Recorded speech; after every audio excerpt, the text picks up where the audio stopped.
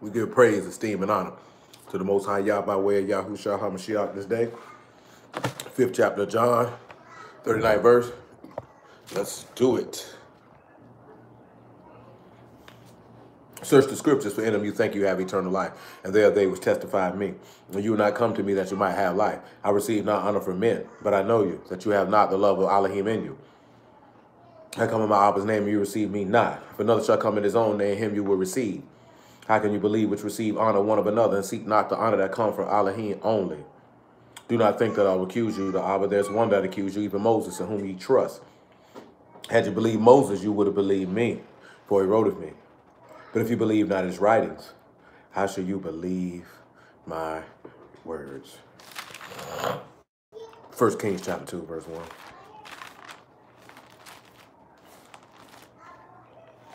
Praise Yah for the Shabbat. Prayerfully everyone's doing okay. Give thanks to Yah that we alive. We're able to give thanks and praise to his name. For truly there's no repentance nor praise to his name in the grave. 1 Kings chapter 2, verse 1 says, Now the days of David drew nigh that he should die, and he charged Solomon his son, saying, I go the way of all the earth. Be thou strong, therefore, and show thyself a man. So let's pause. Remember, we talked about strong when we first began this foray. And it's Kazakh, you know, Kat, Zayin, and Kuf. It's to be strong for Kazakh is to strengthen and to prevail and to harden and to be courageous. So when we look at that, we see that we have to protect and nourish the light. Shalom, Brother Francis.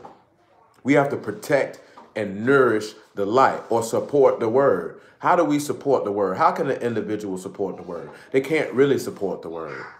The word supports you. So when we look at where we would derive our strength from, we need to take it in this vantage point. Let's go to 2 Corinthians chapter 12. We ain't reading Revelation. Y'all know he the Aleph and the Ta, the beginning and the end. The Aleph man, a leader, the strength. And the attributes of a man that we're looking at are basically the strength that would emanate from one man who the man is that we ought to emulate. That when you allow that seed to fall into good ground and you understand the word and do it, because you have to bear fruit downward, take root downward, according to 2 Kings 19:29, and bear fruit upward. So you have to go down in order to come up. I mean, you have to die with a Mashiach in order, because like I said, everybody talk about fruits of the spirit, fruits of the spirit, fruits of the spirit. But in order to manifest those fruits, an individual has to die to self. You have to do the same thing that Yahushua did. You have to put the flesh to death and walk in newness of life in the likeness of his resurrection, manifesting those attributes. If you haven't done that, though, the manifesting of those attributes will be futile, because you'll be trying to do them of your own volition and not naturally occurring because of the fruit of the word that is in you.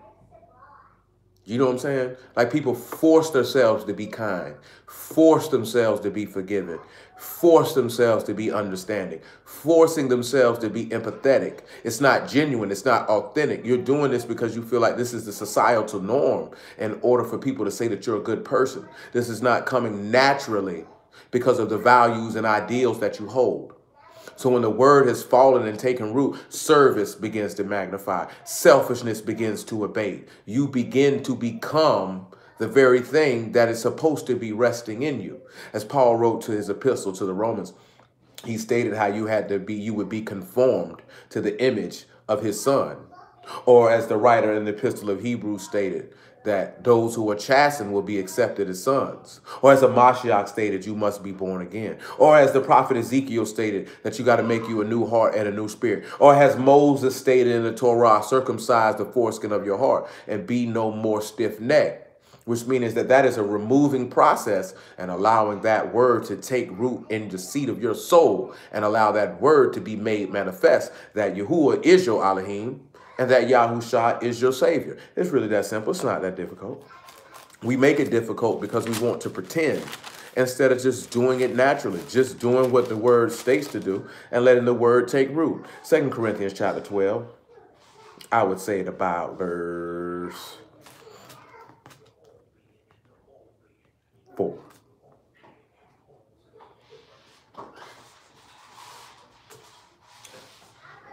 He said how that he was caught up into paradise and heard unspeakable words, which is not lawful for a man to utter. Of such a one will I esteem, yet of myself I will not esteem, but in my infirmities. For though I would desire to esteem, I shall not be a fool. For I will say the truth, but now I forbear, lest any man should think of me above the which he see me to be, or that he hear of me. Unless I should be exalted above measure, through the abundance of revelations there was given to me a thorn in the flesh, the messenger of Hashatan to buffet me, lest I should be exalted above measure. For this thing I besought the Lord thrice, that it might depart from me. And he said unto me, my grace is sufficient for thee, for my strength is made perfect in weakness. Most gladly, therefore, I will rather esteem in my infirmities, that the power of Hamashiach may rest upon me.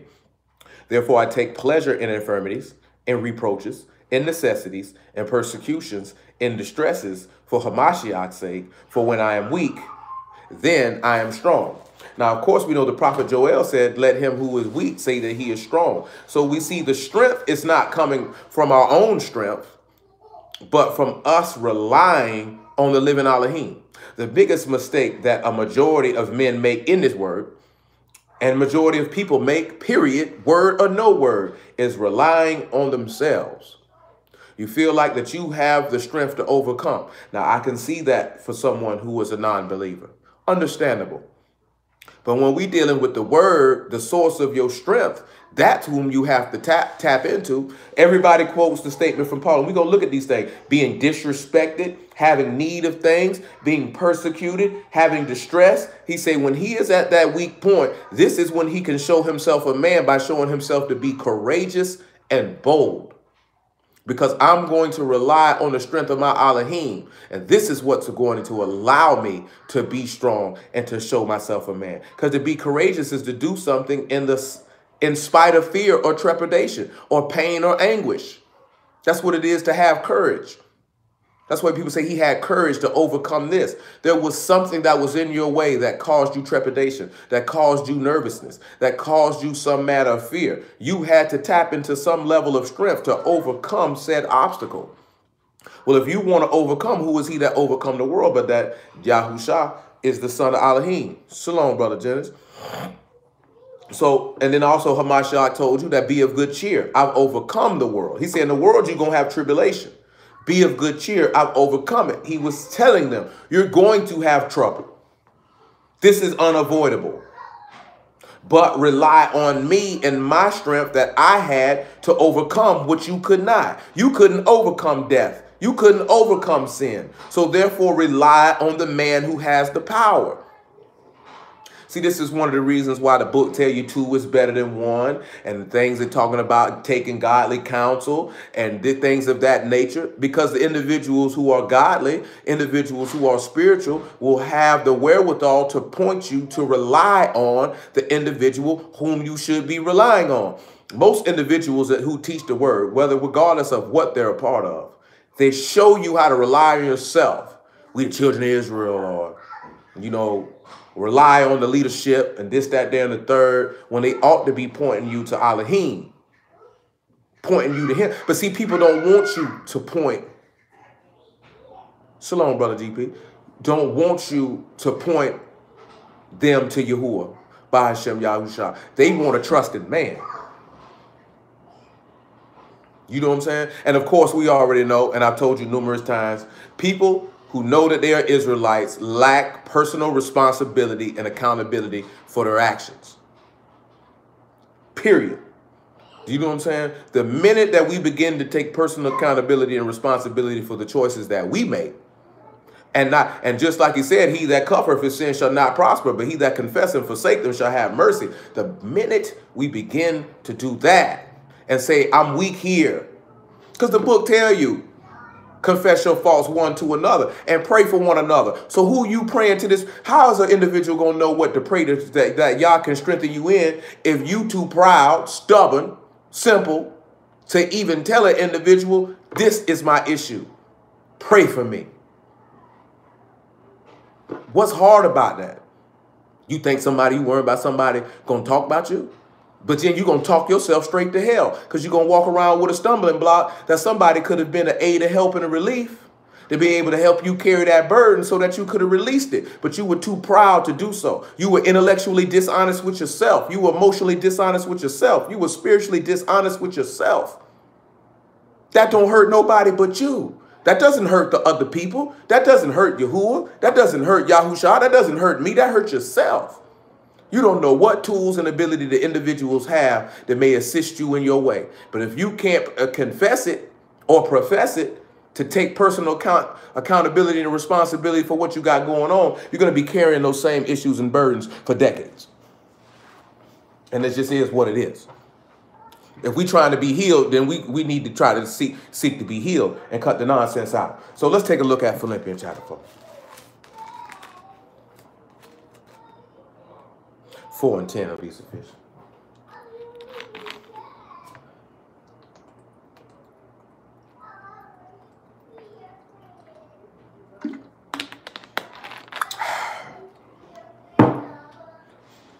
But I rejoiced in the Lord greatly, now that your last care of me have flourished again, when you were also careful, but you lacked opportunity.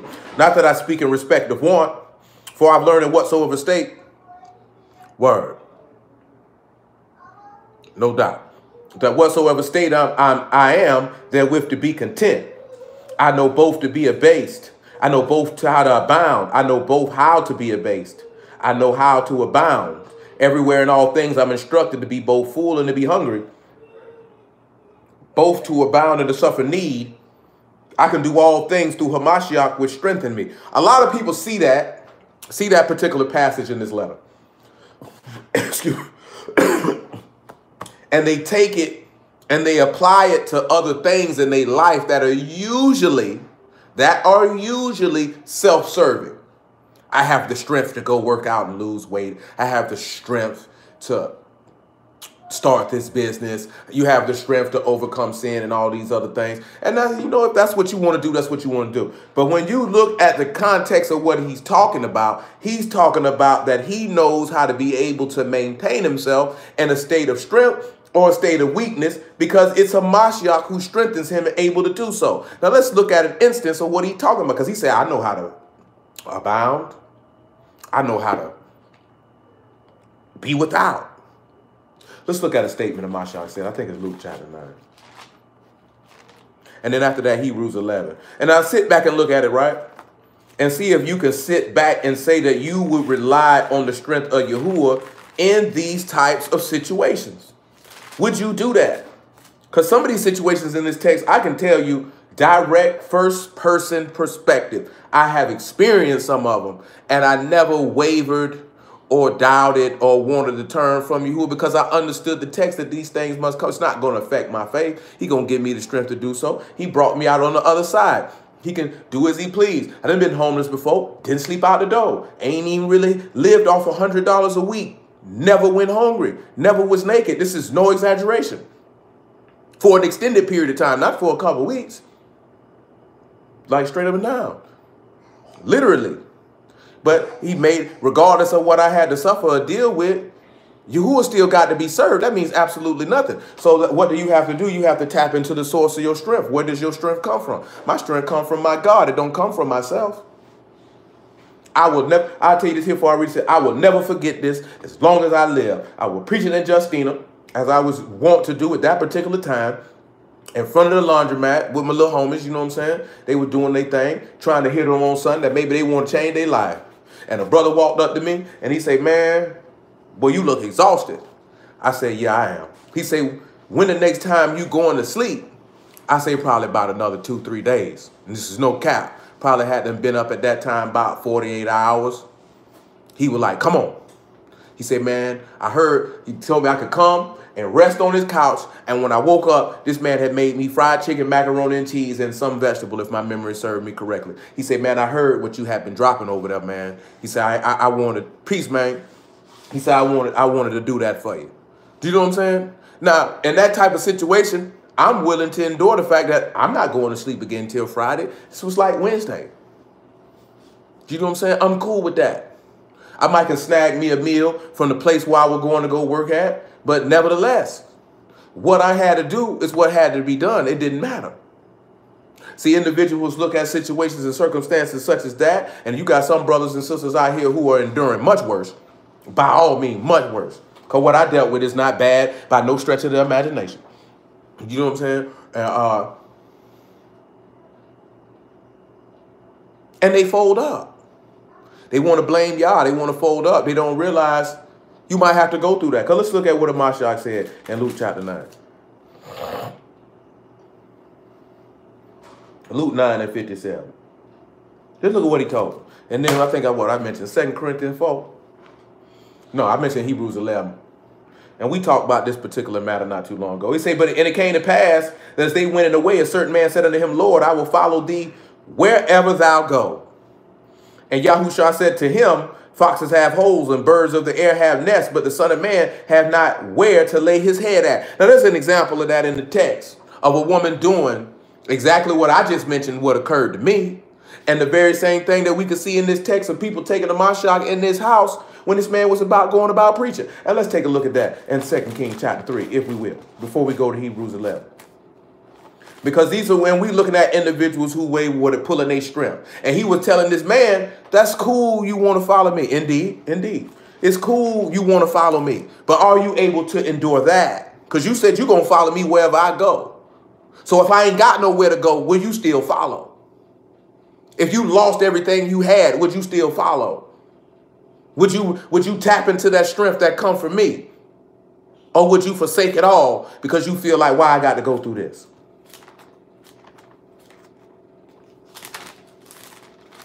Brother Jen is on top of her today, boy. He on top of her. You know what I'm talking about? Where we at, man? What I need.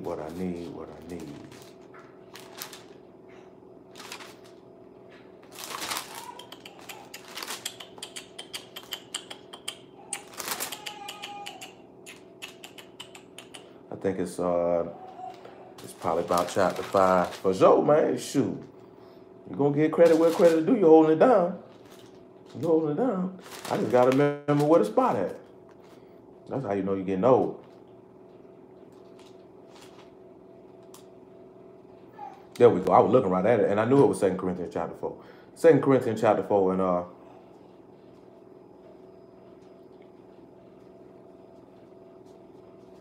that wasn't it either.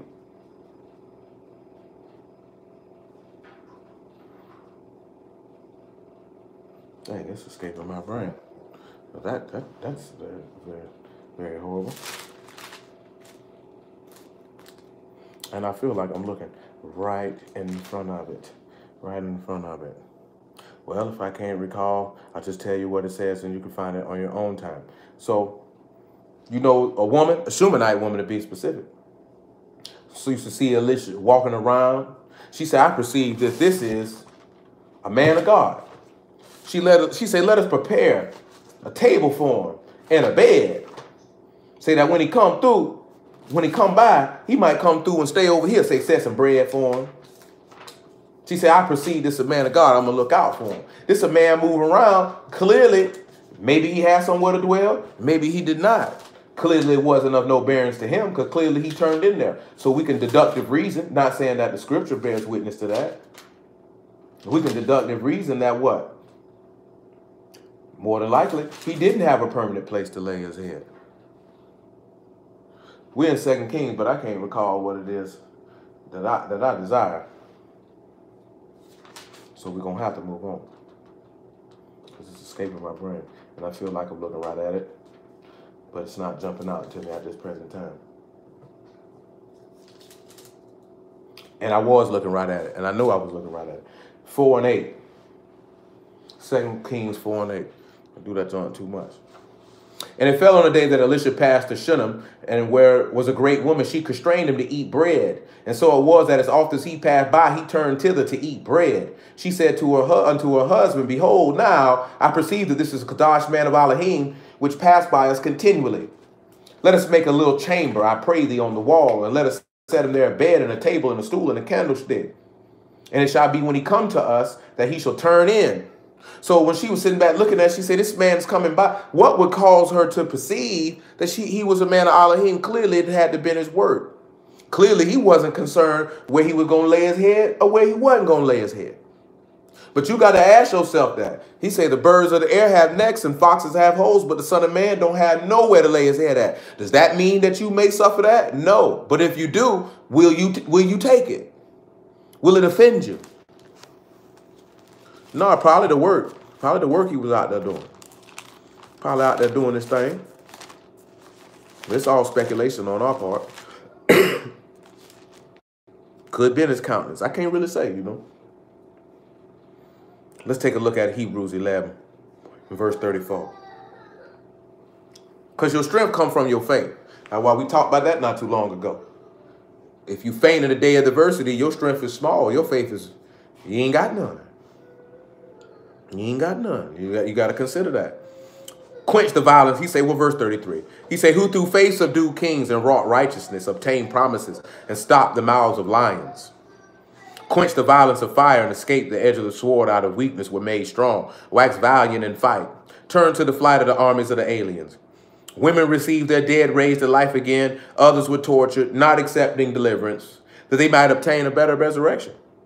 Others had a trial of cruel mockings and scourgings. Yea, moreover, bonds and imprisonment. They were stoned. They were sawn asunder, were tempted, were slain with the sword. They wandered about in sheepskins and goatskins, being destitute, afflicted, tormented, of whom the world was not worthy.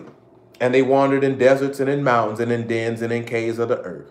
And these all, having obtained a good report through faith, received not the promise. Now, we could sit back and we could look at individuals right now in the earth. And if they saw individuals dealing with that with the word, 99.9% of the time, they probably would say they were sinners. You know what I'm saying? How could y'all be with them? He walking around destitute. He walking around with sheepskins. He living in a cave. Let's look at somebody who was living in a cave. Come on over here to 1 Kings chapter 19. But look at where he put his strength at. He didn't put it on himself. 19 and 9. 1 Kings 19 and 9. Well, I'll make it 19 and 1.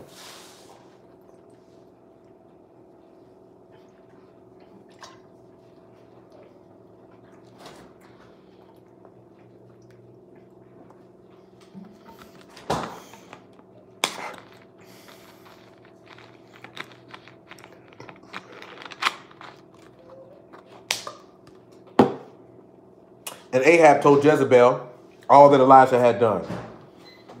And withal had he slain the prophets with the sword. Now keep that in mind. You got one man against 450 men.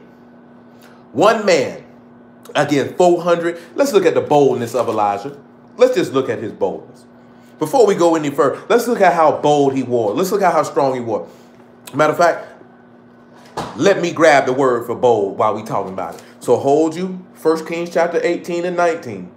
And let's take a look at Proverbs chapter 28 and verse 1. Every Israelite's favorite verse. No doubt. Elijah was a mean boy. That's one of the reasons why when they seen him shot, they thought that's what they thought he was. Because Elijah didn't compromise no play with him. He didn't do it. What for? So like this here, man, I'm going to tell you something real. I done told y'all this before. And I tell you again. Brews love unity over code, over standard. They'll unify with anybody. I seen a brother say we need 28 and 1 Proverbs. I seen a brother say that yesterday. Might have been today. Brother was like, hey, we need Hebrew nationalism. Okay, that's cool. He said, this ain't about no doctrine. We ain't getting, nah, buddy. No doubt. True one. Nah, buddy. One thing for certain, two things for sure. I ain't putting that nigga above y'all. Now crew, now clique, now clan. You got to be a fool. A fool. I don't care what you niggas working on. If it calls me to compromise my values and standards, I'm not going to do it. I'm not a man of that type. Thank y'all I ain't never have been, and I pray that y'all never will be. Straight up. I'm not compromising what I'm on for the sake of appeasing another person. At that point, I'm no longer a man. I'm no longer a man. You want to fit in. See, I don't want to be down. I only want to be down with one person. That's Yahushua. I don't want to be down. And if you down with Yahushua, you down with me. But if you ain't down with that, I was on one of our Brother Sal shows one time. Brother say, I don't believe in the Mashiach. Am I your brother? He did say that, indeed. The brother said, am I your brother? I said, absolutely not. You're not my brother. I said, you my kinsman according to the flesh. He was offended. He was dead. He was hot. So I'm not your brother. So if I was hungry, you wouldn't feed me? I said, brother, I didn't say that. You inferred that because that's what type of nigga you is. You know what I'm saying? But I got to be honest, though. He asked me a direct question. I gave him, I say, according to the text, he said, he that do the will of my father, that's my mother, my brother, my sister. The will of the Father, according to the standard I stand on, is that Yahushua HaMashiach is the son of Elohim, the only begotten son of the living Elohim, who resurrected from the dead on the third day. According to what you believe that I'm an idolater. So, therefore, no, we're not brothers. You are my kinsman according to the flesh. But just because I don't agree with you, see, I follow what my God taught me. See, Hamashiach told me, hey, feed your enemy. But guess what? Solomon told me to do it too. He said, if your enemy asks for something to drink, give him milk. He said, in doing so, you hoping you throwing coals of fire on his head. You know what I mean? Like, what you want me to do? Oh, you want me to compromise to save face? That's whole nigga moves, man. Men don't do that. Men don't do that. They don't do that. You can't say you an olive man and compromise because you want to be down. Nigga, that's no nuts.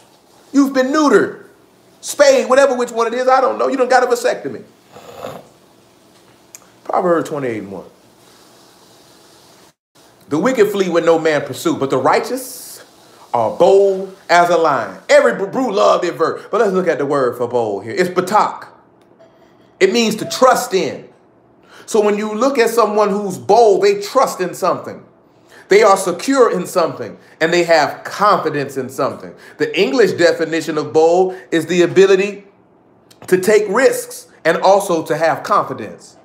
Let's sit back and look at it, right? Do you not know how big of a risk it is to stand up for Yahushua in the midst of a faithless, unbelieving, disobedient, sinful world? You know how bold that is? You know what type of risk that is? You're taking a risk of being shunned by everyone because of confidence in the reward. So when we look at batak and you have bat, tat, and kot, and you know you got baskets around, and I forget some of the stuff with tet, but basically you see that you're surrounded with the protection of the sun. When you have boldness, because he said the righteous are bold. So let's pause and let's look at what makes us righteous. Let's look at the nigga version of what they think makes, I ain't gonna say the nigga version, the faithless version. Deuteronomy 6:25. Let's look at the faithless version. See, right now niggas say he talking against Torah. If that's what you want to feel, that's what you want to feel. I quite frankly don't care. You know, one of the brothers, Brother Tavon, a while back, he was like, man, you should have more people listening to what you're talking about. Nah, not pay. Batak, bat, tet, and kot. Not a pay. Not a pay. Not on this go round. Not on this go round. And I'm like, shoot, well, we dropping, but it don't appeal to nobody because you have to manifest faith and you got to hold a standard. Like the stuff we looking at, if we're devoid of these things, we cannot confidently state that we're a godly man. Can't say it. Selfishness is not even the hallmark of any alpha male, olive male, or godly man. Can't be it. Now, when he said the elder could serve the younger, now he said he that's chief amongst you, let him be your servant. So just because the husband rules over the wife, according to the text, Hamashiach turned back around and told you, well, since you the chief and you the leader, how about you serve her? Since you the elder, since you the stronger, he say those of us that are strong ought to support the weak. So you can't sit back and look at that and be like, your wife is here to we supposed to be serving each other. This is how people know one another that we love each other. This is how people know that Yah is our God and Yahushua is our Savior and Redeemer. This is how people know this. This is how people know this. And if we have elements of selfishness, there's absolutely no way possible that we can say we're a godly man. You lying. The book will not justify you. He won't justify you in your sayings when you stand before him. We have to consider that. You have to consider that. I know.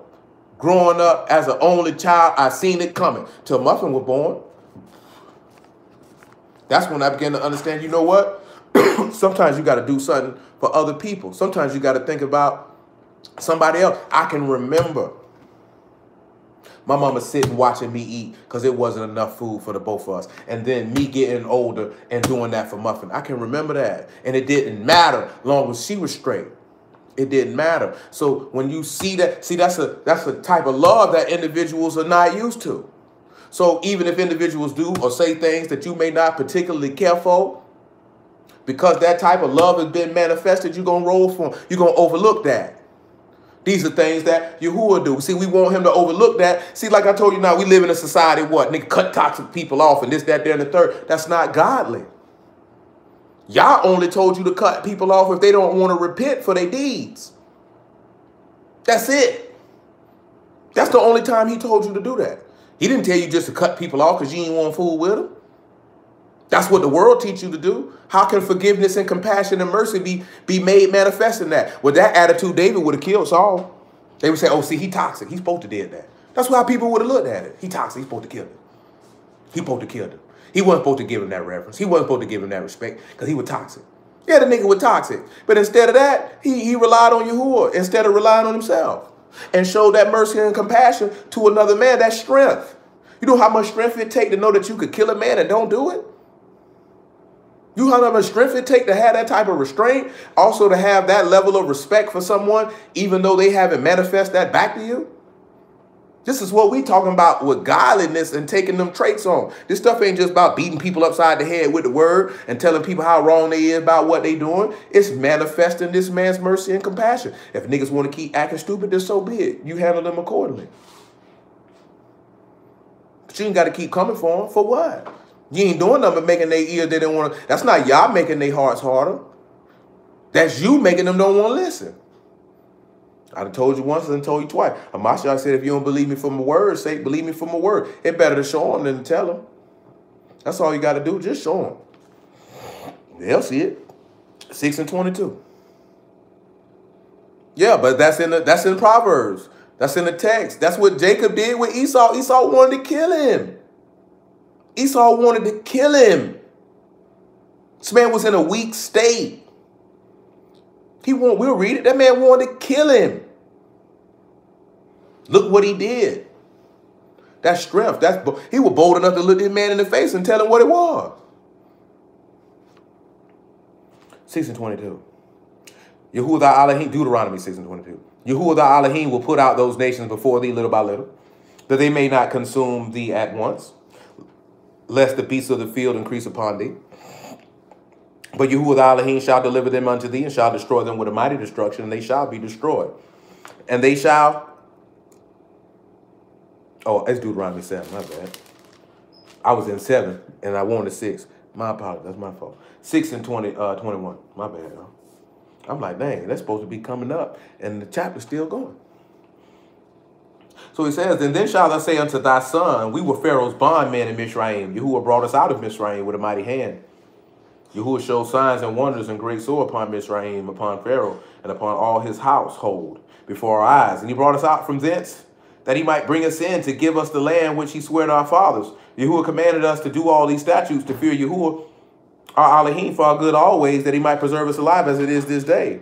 And it shall be our righteousness if we observe to do all these commandments before Yahuwah, our Elohim, as he commanded us. But let's look at what Paul wrote in Romans, and then cross-reference that with something that Amashiach said. Just being going back a little bit. Romans 10:1.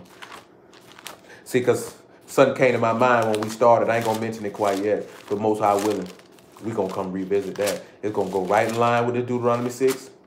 And this Romans 10, I might well tell you. When you're looking at John chapter 5, when he say, even Moses in whom you trust. See, they trust in the law. So they say, that's my righteousness. They don't trust in the righteousness that comes from Elohim. And that's why they stumble. That's why they stumble. Matter of fact, 9:30 of Romans will tell us that, and we'll just work our way to it. Matter of fact, let's make it 9:27. Isaiah also cried concerning Yasharal, though the number of the children of Yasharal be as the sand of the sea, a remnant shall be saved, for he will finish the work in righteousness.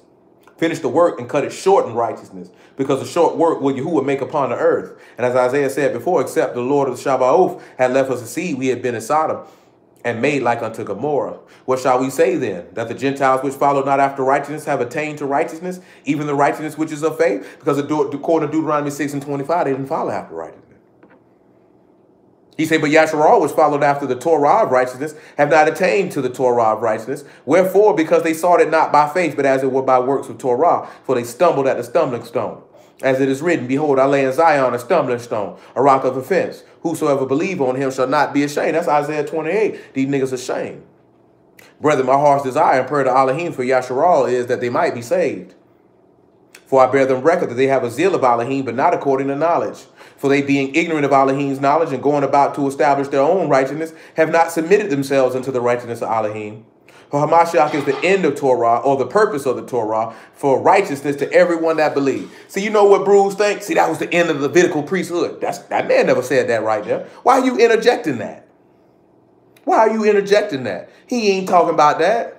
He was saying the law was to get you to believe in Mashiach. And he told you in John chapter 7, he that don't know the law is cursed. These dudes don't even know the law, so they don't even know when the book talking about the man. So they don't even really know what they believe in. That's what we were talking about briefly on Wednesday. These niggas ain't out here preaching no gospel. So how is anybody going to be saved?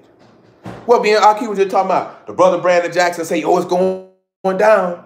Y'all ain't see that blood moon the other night? Nigga, you know how many blood moons it's been in the last 6 years? Several. Ain't nothing happened. This man ain't even told you about no blood moon, anything was going to pop. That man told you this going to happen. You're going to have nations or nationalities rising up against each other, kingdoms fighting against each other. He said king, and he didn't say they were worldwide. He just said kingdoms and pestilence and famines. Famines going to come up. He said, but this is just the beginning of sorrows. This man ain't told you nothing about the end till you see this nigga say he God. He say, when you see that, now you know it's finna get ready to go down. That's how dumb niggas is. Don't even know, if you knew the gospel, you would know that. You wouldn't care about no blood moon. This man ain't told, and I seen a dude the other day tried to use Matthew 24 and 29. Man, that man said that was going to happen when he come back. So when you seen that moon, that means Yahushua supposed to have been cracking the sky right along with it. That's unshameful. Because guess what? Because people trust in stupid men and men who know what they talking about, it's going to be a lot of people disappointed and walk away from the word. I say praise y'all. Let his will be accomplished. If that's his will, let it be done. Prayerfully, none of us will be counted in that number. That's all you can ask for. Prayerfully, none of us will be a part of that. Because you got to know what the words say. You got to know what the gospel is about. If you don't, you will be deceived. Because this man has already told you. There's a statement that Jeremiah made. He said, I'll send men after my own heart, which will feed the people with knowledge and understanding. These people ain't giving us no understanding. Only thing we understand is that we Israelites. Other than that, we dumb as a box of rocks. We boasting in the law, we ain't boasting in the Mashiach. Then you got people who say, oh, we gonna look like Christians. What you care for? See, you's a whole image nigga. See, you want to impress your Hebrew friends. That's what you care about. I don't care nothing about that. Man, bump them niggas. Straight up, bump them. Who cares? You got to check a nigga, see if he got a man pawn on when he worrying about what other niggas think about him, what other niggas gonna say. Men don't do that. Especially not no godly man. Come over here to Genesis chapter 30. We're going to get back to 1 Kings 18 to 1 Kings 19. No godly man worrying about what, oh, they going to say I'm a Christian. So what? That affect you? Does that deter you from what you're doing? Does that change the fact of what your mission is? Nigga, use her lane. I'm in the wrong place. It's Genesis 33. Shoot, by believing on him as the scripture has said. That's all. That's all. Just knowing the gospel. Knowing that the gospel is about his suffering, his death, and his resurrection. As he stated, ought not a Mashiach to suffer to enter into his esteem? And beginning at Moses, he expounded into him all the scriptures, the things concerning himself. And from that righteous obedience of faith, you keep the Torah. It's really not that simple. It's not difficult. It's just like what he stated. His seed fall on good ground, because that's a person who hear the word and understand it and do it, and they bring forth fruit. Men make this thing more difficult. Paul told you like this here, don't be corrupted from the simplicity that's in the Mashiach. This thing is simple, man. But we around here boasting in our flesh. We is what we got next. Niggas happy because the New York Post and the Philadelphia Inquirer and the Washington Post did a story on some niggas going to, we had to tell them the truth. We told them Esau kingdom coming down. When this man ever told you to do that? He ain't never told you to do that. How many of y'all know How many prophets y'all know of was sent to tell of the destruction of kingdoms other than Israel? I'll give y'all a moment to think about it. I know one off top. Other than Israel. It's a few prophets he sent to tell a couple of niggas, I'm going to come see you. He definitely told Jonah. Yep, definitely sent Jeremiah. Nahum as well. And definitely sent Elisha to holler at Syria a couple times. Obadiah just was speaking. He didn't actually go to Edom. Like we talking about men he sent directly to these people. You know what I'm saying? Like go holler at them. Man, this man ain't told you, because you niggas ain't going to holler at nobody. You going in public places where ain't nothing but white people at running your mouth. That's all you're doing. Yep, Moses too. Genesis 33:1. Jacob lifted up his eyes and looked, and behold, Esau came with him 400 men. And he divided, this is Genesis 33:1. And Jacob lifted up his eyes and looked, and behold, Esau came, and with him 400 men. It's Jacob against 401 men. He divided the children unto Leah and unto Rachel and unto 2 handmaids. And he put the handmaids and the children foremost, and Leah and the children and her children after, and Rachel and Joseph hindermost. He let you know who he loved the most, because he put Rachel and Joseph in the back. And he passed over before them and bowed himself to the ground 7 times until he came near to his brother. So he saw an altruism of self-sacrifice. He willing to sacrifice his own life for the protection of his household. Esau ran to meet him and embraced him and fell on his neck and kissed him, and they wept. And he lifted up his eyes and saw the women and children and said, who are those with thee? And he said, the children which Elohim have graciously given thy servant. Then the handmaidens came near and their children, and they bowed themselves. And Leah also with her children came near and bowed themselves. And after came Joseph near and Rachel, and they bowed themselves. And he said, what mean thou by all this drove which I met? And he said, these are to find grace in the sight of my Lord. Esau said, I have enough, my brother. Keep that thou hast unto thyself. Jacob said, nay, I pray thee, if now I found grace in thy sight, then receive my present at my hand. Therefore I have seen thy face, and though I had seen the face of Elohim, and thou wast pleased with me. Take, I pray thee, my blessing that is brought into thee, because Elohim have dealt graciously with thee, because I have enough. And he urged him, and he took it. Now, when you look at that, right, 401 men, what the average nigga gonna do? He remember last time he seen Esau, what Esau said he was gonna do? Kill him. He seen him, he ain't had no fear. He set his people in order. And then but guess what? That's also fulfilling the proverb, because he said, when your ways please Elohim, he even make your enemies be at peace with you. See, niggas worry about the wrong thing because they don't believe the gospel. Guess what? At the end of the day, when the Mashiach got ready to get killed, his enemies started to have peace with him. Pilate said, I don't want to do it, it's him. You got them Romans saying, hey, man, this is the son of Elohim right here. These people were looking stupid because they knew what it was. And even still, and on another note, when your ways please Elohim and he make your enemies be at peace with you, his ways please Elohim, and when he resurrected from the dead, death was at peace with him because he destroyed it and overcame it. So if you have that same level of boldness and confidence, guess what you'll be able to do?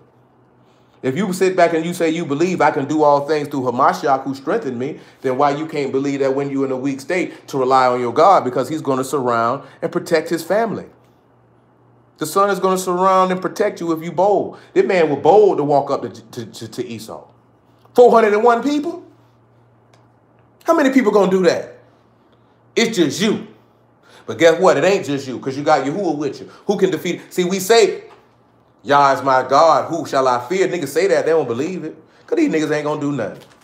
These niggas going to fold up. They going to get scared, they going to wet the bed, and all that now. You know, death ain't nothing, man. You shoot, you got to leave here anyway. Might as well leave here on your feet and leave here according to your standards and values.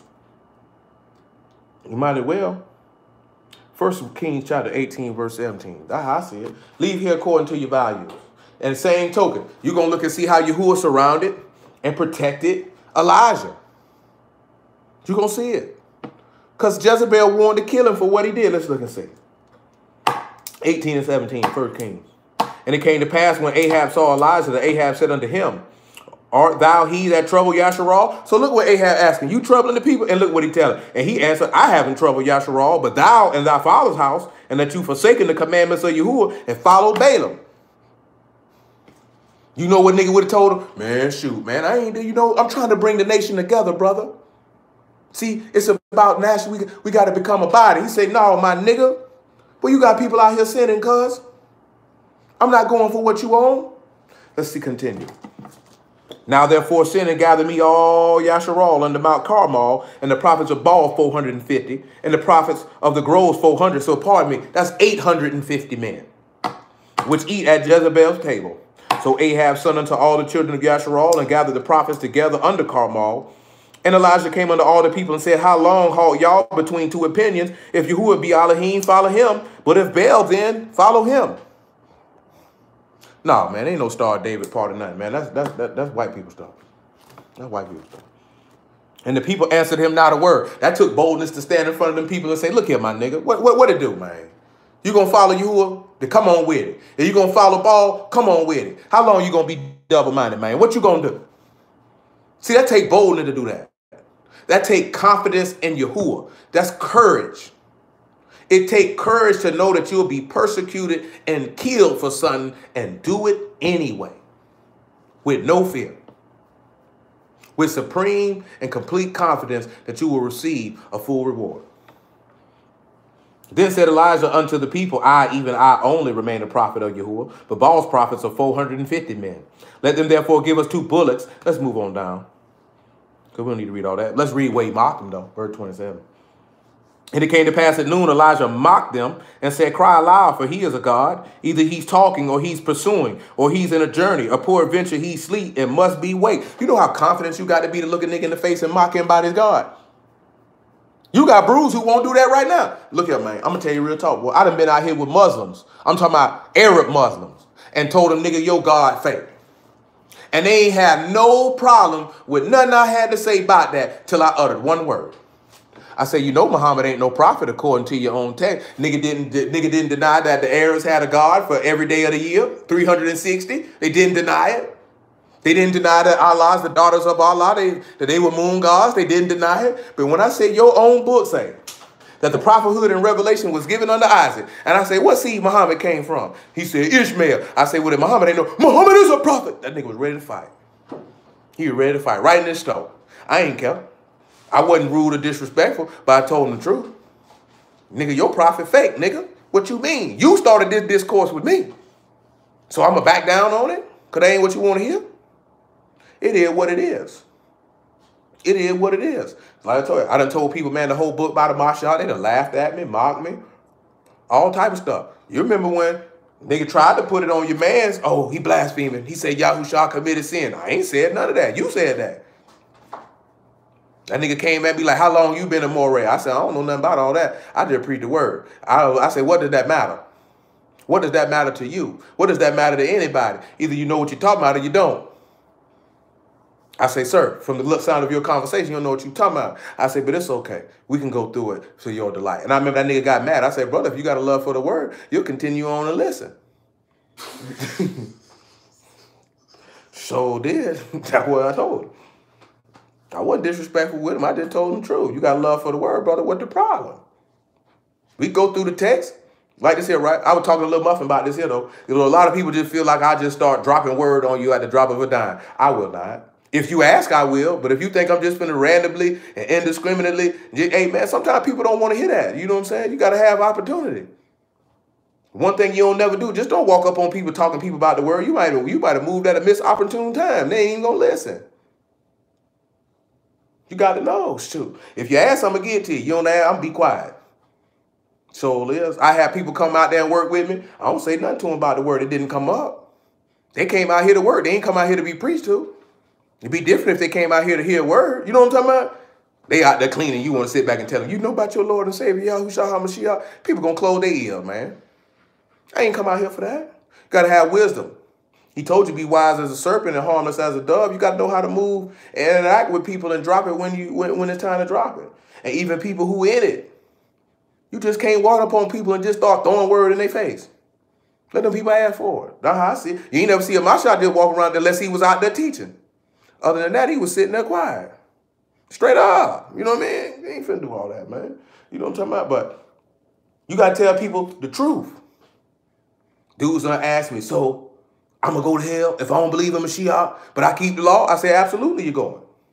I remember my homeboy said, boy, I'm going to go to hell for what I'm doing. I said, nigga, you know you're going. Now, this nigga was out here hitting hoes, selling dope, but he was looking at me. He asked me that for one reason and one reason alone. He wanted to see if I was going to tell him the truth. And he told me that after he asked me that.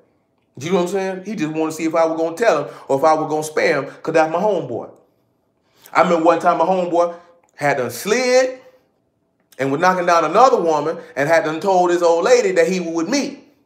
Now, she done found condoms in his car. This woman know that I'm not engaging in no fornication. And he was like, man, them your condoms. I said, but I don't know nothing about them condoms, bro. He's like, boy, you supposed to took that case for me. No, I wasn't. I said, your old lady know I deal with the word. I done sat in here and opened up this book to her. Now, she looking to see if I'm going to lie. And the minute I tell her that them condoms mine and she know that I'm lying, then any word that come out my mouth after that is null and void. And I'm not finna do that to the word because you out here humping around. You know what I'm saying? That ain't got nothing to do with me. I will not impugn my integrity. And my integrity is in Yahuwah, not in myself. I'm not finna do that. And none of us should do that. You shouldn't impugn your values and your integrity for people. I mean, I read that to you, though. You got people who receive the Ruach without being immersed. They got immersed afterwards, but that ain't nothing to rebuke nobody about, though. That's just a conversation. You know what I'm saying? Ain't nobody to rebuke nothing about. That's just a conversation. If that's his perspective, then you show him your perspective and you leave it alone. See, when you come off aggressively about certain matters, it's not going to cause them to listen because you're young, you're excited. I know I've been there. You're a little overzealous with it. Shoot, you got to learn how to move with a little skill, man. You know what I'm saying? Be like, hey, Pops, you ever considered this right here? No, that ain't it. You just got to remember, he don't really know. He's not a teacher of the word. He don't know. You can't come at him like somebody who's supposed to know or professes that they know. You can't come at him like that. Yeah, you can't do that, man. Real talk, boy. You can't do that. You can't do people like that. You feel like because you own that everybody gonna be on that. And you gotta tell them, oh man, you're going to hell, you're wrong, you're eating this pork, you're doing this. People not gonna receive that. People not gonna receive that. When you look at how Hamashiach preached, they didn't do that. They brought good news, they brought the gospel. They told them, hey, it's a way out. It's a way out. It's a way out of your condition. It's a way out of your condition. Yeah, you have to know that you're going to be held accountable, but that's something that comes from when you're dealing with it over time. You can't come to somebody and say, repent or go to hell. Come on, man. Who going to listen to that? I had a woman ready to fight me because she was like, my grandma preached the word, so is my grandma going to hell? I said, absolutely, she going. You asked. She said, why she going to hell? Because she disobedient. So I'm going to hell for wearing pants? I say, you going to hell because you're disobedient. It's not because of what you did. You know what I'm saying? It's not the issue. It's the disobedient. Baby was ready to fight. But she was a bull dagger. You was a carpet muncher. So how you going to fight me about something like this? But you asking me questions and then you mad because I'm answering them honestly. I'm not here to hurt your feelings, but don't ask a question you don't want the answer to. People tell you that there. Don't ask questions you don't want the answer to. Don't go looking for things you don't want to find. Because if you find it and you get that answer, now how you going to handle that? I ain't saying to be ignorant when it comes to certain stuff, but you better be prepared to come. It was kind of like what I heard with one of them Braxton women. She say, man, if your old man going to be cheating on you and you ain't going to do nothing about it, she said, then don't say nothing to him about it. And people say, oh, she sound crazy. But no, I felt her though, wholeheartedly. If you ain't going to pack up and leave that nigga and tell him leave his dirty penis right where he found it at, then don't come harassing that man about that junk. You got to show him better. You can tell him, go ahead and slide. Don't sit there and take it and complain about it because you're a fool at that point. You're a fool at that point. If you want to know and you find it, then you got to handle yourself accordingly. If not, keep it to yourself. I done had a conversation with my homeboy. My wife cheated on me, bro. I'll leave her. That's your choice. But I say if somebody did get cheated on and you went back, you got to let that go. It's no different with Yahuwah. We done cheated on him. He ain't going to keep throwing in your face what you did. If you done honestly repented and your sins been blotted out, he ain't going to mention it. See, that's true manhood right there. That's a whole nother conversation. Verse Kings 18 and 27. And it came to pass at noon. Oh, I already read that. Verse 28. And they cried aloud and cut themselves after their manner with their knives and lances till the blood gushed out upon them. And it came to pass when midday was past, and they prophesied until the time of the offering of the evening sacrifice, neither was their voice nor any to answer, nor any that regarded. And Elijah came unto all the people, come near unto me, and all the people came near, and he repaired the altar of Yahuwah that was broken down. And we know what happened. Y'all came through in the clutch. But let's look at what Elijah did toward the end. Let's look at what he did towards the end, because we know what happened. We'll pick it up at verse 36. And it came to pass at the time of the offering of the evening sacrifice that Elijah the prophet came near and said, Yahuwah Elohim of Abraham, Isaac, and Yasharal, let it be known this day that thou art Elohim and Yasharal, and that I am thy servant, and that I have done all these things at thy word. Hear me, O Yahuwah, hear me, that this people may know that thou art Yahuwah Elohim, that thou hast turned their hearts back again. Then the fire of Yahuwah fell and consumed the burnt sacrifice and the wood and the stones and the dust and licked up the water that was in the trench. And the people, when all the people saw it, they fell on their faces and said, Yahuwah, he is Elohim. Yahuwah, he is Elohim. And Elijah said unto them, take the prophets of Baal and let not one of them escape. And they took them, and Elijah brought them down to the brook of Kishon and slew them there. Killed them nigga dead. You know how much boldness it takes? It's 850 people out there who prophets of Baal, not to mention Ahab's crew and all the people. And you don't know. It's just you. World ain't worthy of a man like that. That's why I've always told y'all, and I sincerely and honestly believe it, until the day that Yahuwah take his breath back up out of my lungs. People do not love, value, appreciate, nor desire a righteous man nor a virtuous woman. They don't desire it. Don't desire it. Not in the least bit. Because it's a standard that come along with that. And people don't want to meet that standard. They're going to hold a standard. And they're going to stand for Yahuwah because their confidence and trust is in Yahuwah. So therefore, they're not going to compromise themselves for other people.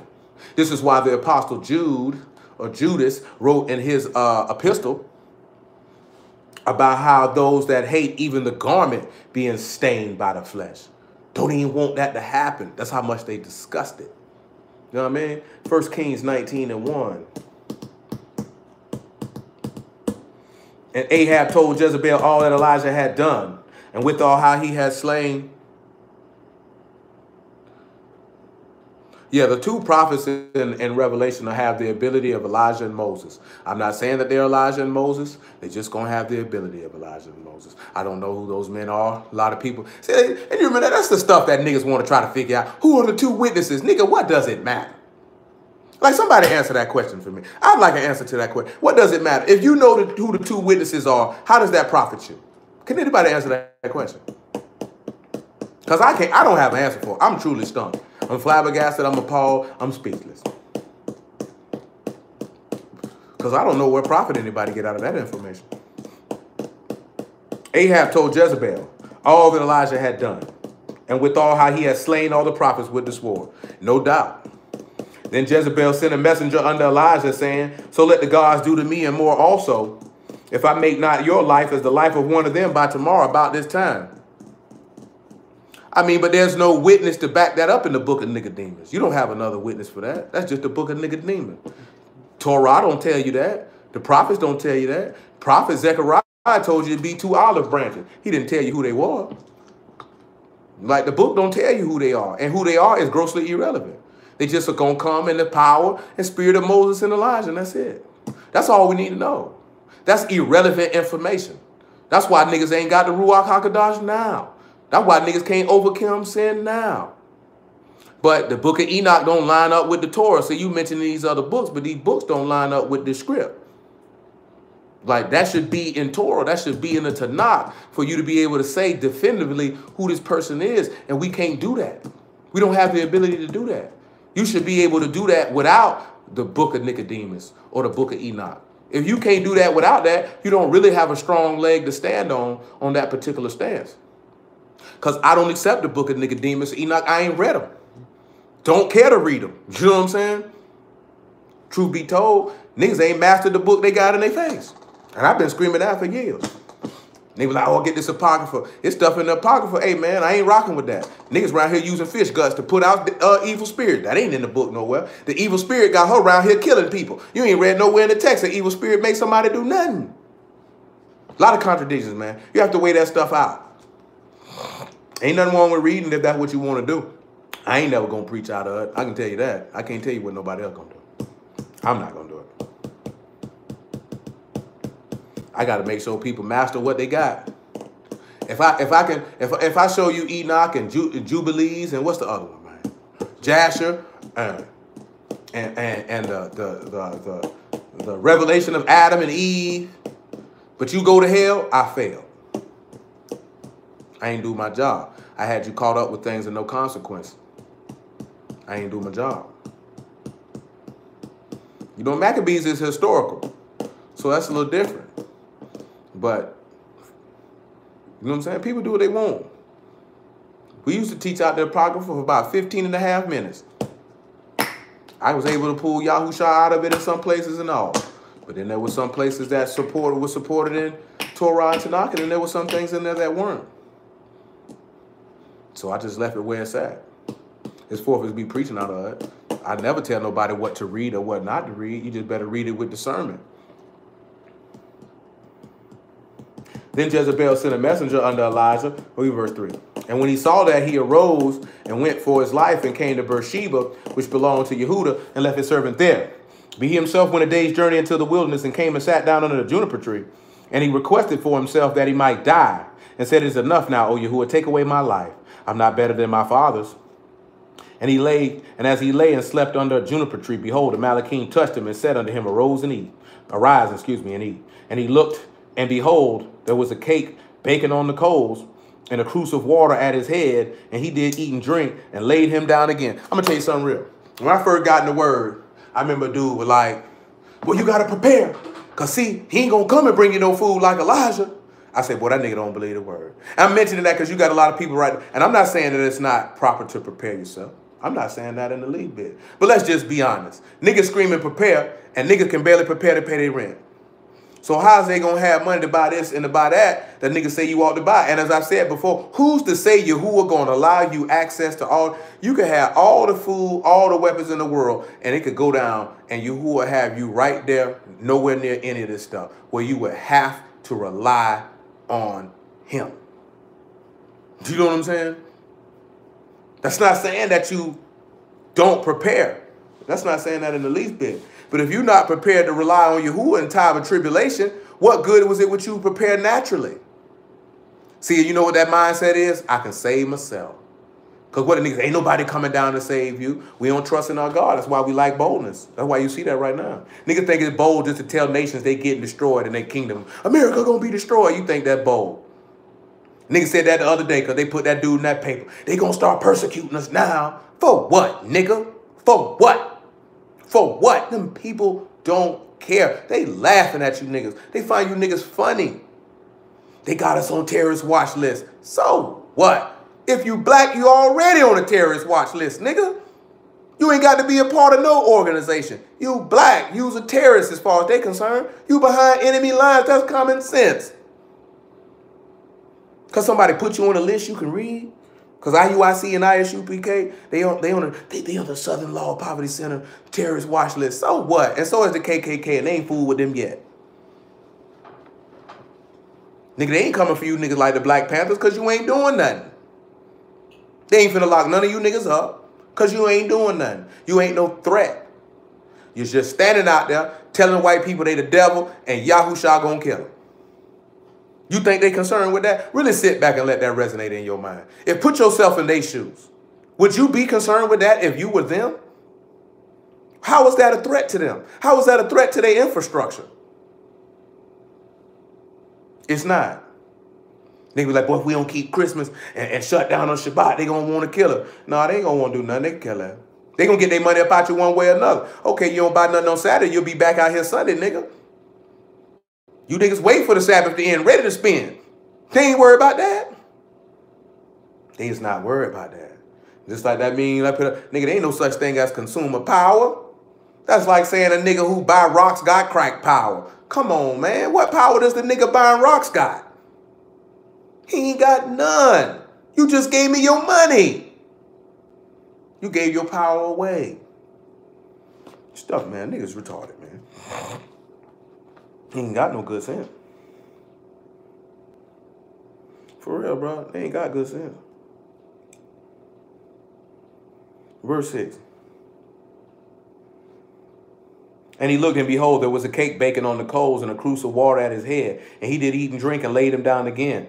And the Malachim of Yahuwah came again the second time and touched him and said, arise and eat, because the journey is too great for thee.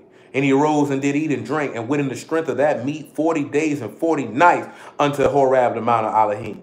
And he came thither unto a cave and lodged there, and behold, the word of Yahuwah came to him, and he said unto him, what do thou here, Elijah? He said, I've been very jealous for Yahuwah Elohim of hosts, for the children of Yasharal have forsaken thy covenant, thrown down thy altars, slain thy prophets with the sword, and I, even I only, am left, and they seek to my life to take it away.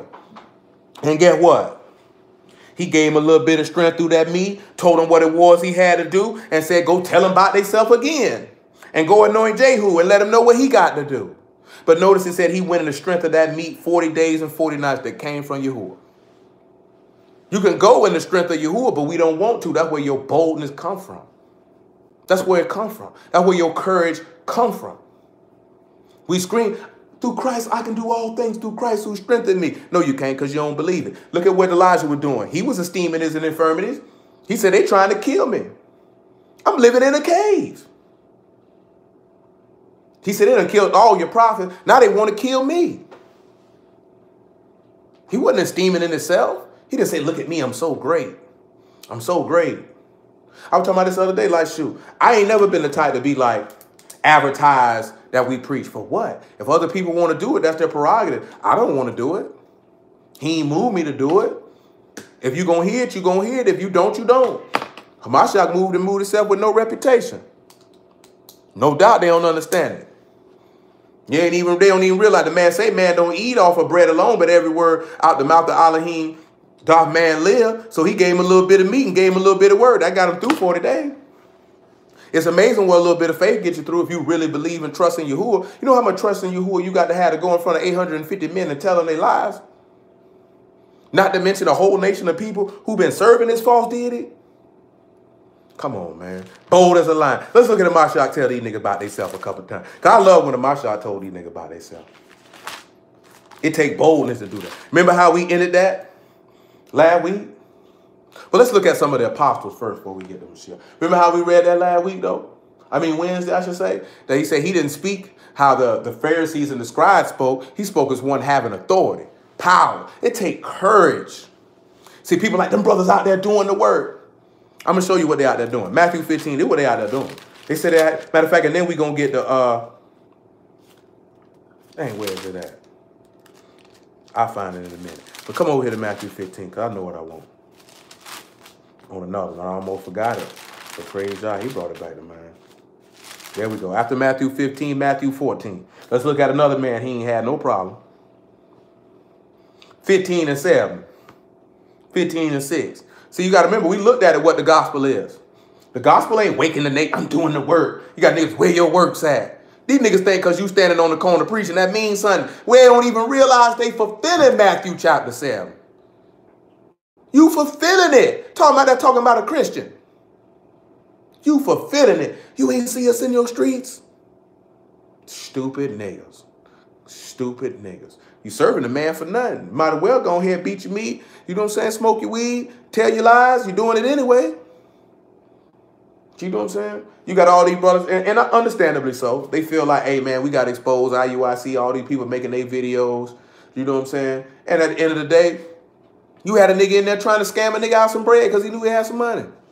That's what nigga was doing. Not on no tithe stuff, just on some shady business. You know what I'm saying? I got niggas lying for him. And niggas was shocked and appalled. But like I seen these niggas got their own health insurance. Because you know what they more concerned with? They more concerned with you staying and your soul being saved. They more concerned with looks and image. Like that joint don't mean nothing. Man, you got to make sure your soul right. That's all that matters. That's all that matters. Just make sure your soul right. Matthew 15 and 6. He saying, honor not his father or his mother, he shall be free. Thus you have made the commandment of Elohim of no effect by your tradition. You hypocrites. Well did Isaiah speak prophecy of you, saying, this people draw nigh unto me with their mouth and honor me with their lips, but their heart is far from me. But in vain they do worship me, teaching for doctrines and the commandments of men. That's what's going on. So you doing this for nothing. Look at my words. This is for nothing. You ain't finna get nothing out of that. You know the most horrible feeling in the world is to put all your all into something and get nothing out of it. You know how devastating the feeling that is? We talking about your soul. Now, I can't speak for none of y'all. How many of y'all really putting your all into what you're doing? Spiritually or naturally? Do you put your all in what you're doing? Because if you don't, then you're going to keep getting mediocre results. You got to be all in. He told you I need you to be hot or cold, not lukewarm. Totally, man, it's a true statement. It ain't no lie. And regardless of what, and I'm just mentioning this here because I heard the nigga speak it. It's not because it's Jay. It's just the point. That nigga was like, you know, his cousin told him he was stupid. He said, man, you out here hustling these streets, you stupid. Say he wasn't fully investing himself into doing music. He said the minute he fully invested himself, it took off because he set his mind to this is what I'm going to do. And I'm 100% invested in that. And see, and that is a true statement. If you set your mind to do something and you're 100% invested in the pursuit of that endeavor, success is inevitable. It's inevitable. And just like this here, right? You might have some bumps. Might have some bruises, but that's inevitable. He told you in the world you have tribulation, but be of good cheer. I've overcome the world. That's going to happen.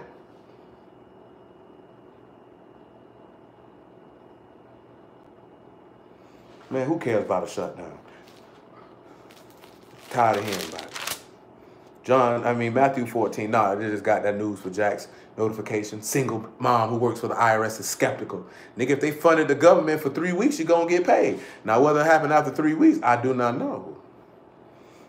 I do not know. And people scream that, oh, you got to be prepared. These people got government jobs. You know what I'm saying?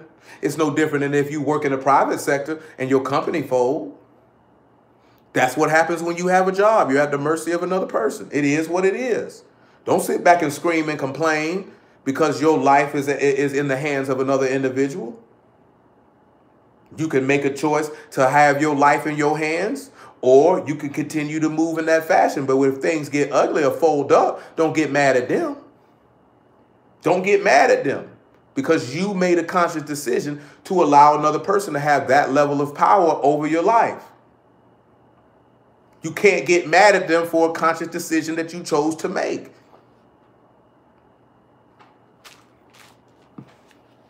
Matthew chapter 14, verse 1. Because, see, I'm going to tell you something real, man. Businesses close up every day, B. Every day. Niggas get fired every day. You know what I'm saying? Every day in the private sector. Every day. At that time, Herod the Tetrarch heard of the fame of Yahushua and said unto his servants, this is John the Baptist. He's risen from the dead. Therefore, mighty works do show forth themselves in him. For Herod had laid hold on John and bound him and put him into prison for Herodias' sake, his brother Philip's wife. Because look how bold John was. For John said unto him, it is not lawful for thee to have her. And when he had put him to death, he filled the multitude because they counted him as a prophet. They got that man locked up. He looked Herod right in the face and said, boy, it ain't lawful for you to do that.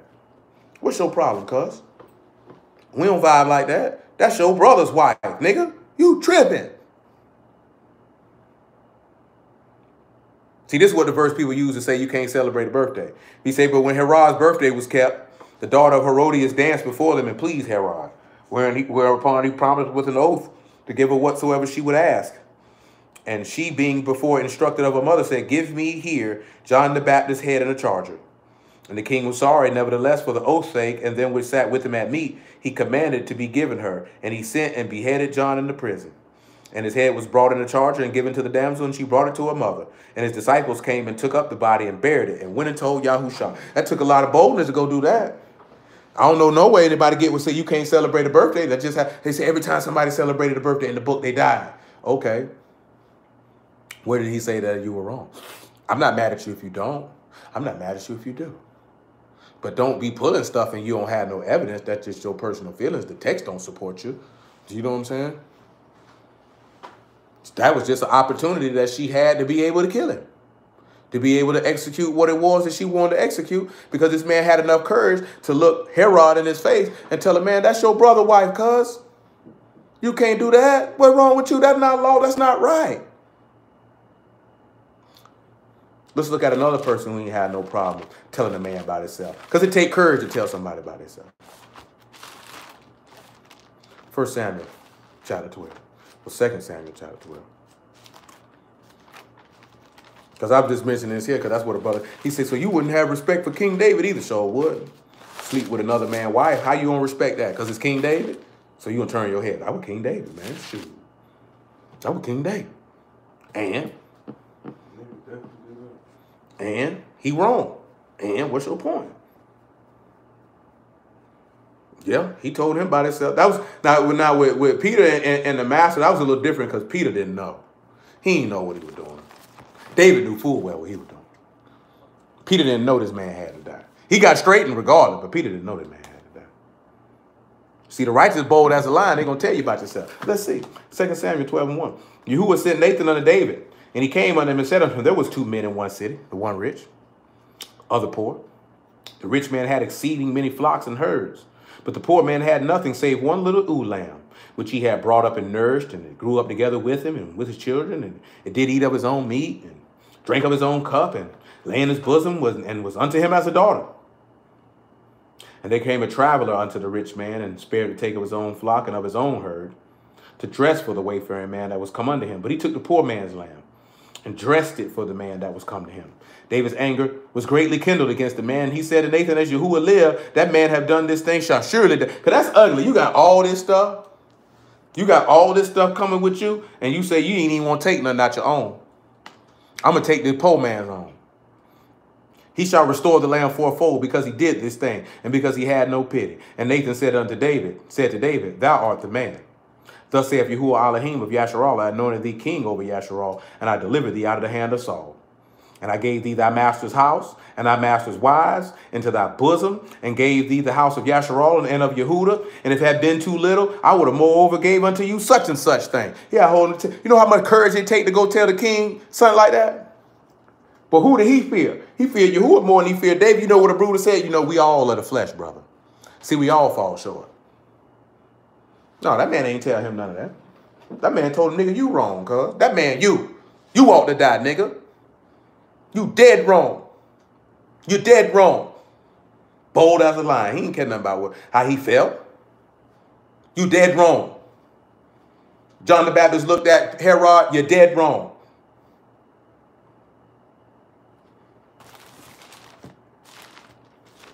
That's what you notice when you deal with this word. People don't want to hear that. Let's come over here to Luke chapter 12. That's why most of the time people conceal stuff, because they don't want to hear that. Luke 12. Let's look at Masha being bold, and then we'll take a look at some of the apostles with it. I done missed my verse. 12 and 13. I just like this parable because he rebuked him. Just check him out, see what he say. One of the company said unto the master, speak to my brother that he divide the inheritance with me. He said unto him, man, who made me a judge or a divider over you? And he said unto them, take heed and beware of covetousness, for a man's life consists not in abundance of things which he possesses. See, that's one of our biggest problems.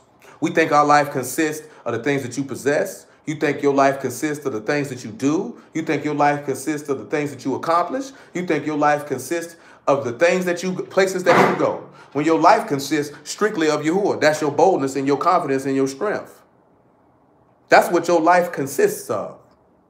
And this, what we dealing with, is going to lead into something else. Because for these men to have this level of strength and boldness, they were consistently in a weak or lower state than the individuals that they were speaking to. John the Baptist was locked up. He didn't care. Elijah got 850 men in the whole nation of Yasharal or the northern kingdom in his face.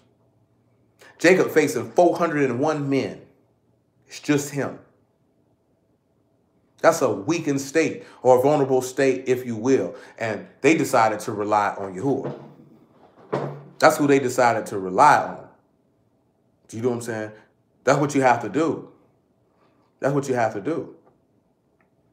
Your flesh could be like, man, this, that, there, and the third. But inwardly, Your resolve in Yahuwah should never waver.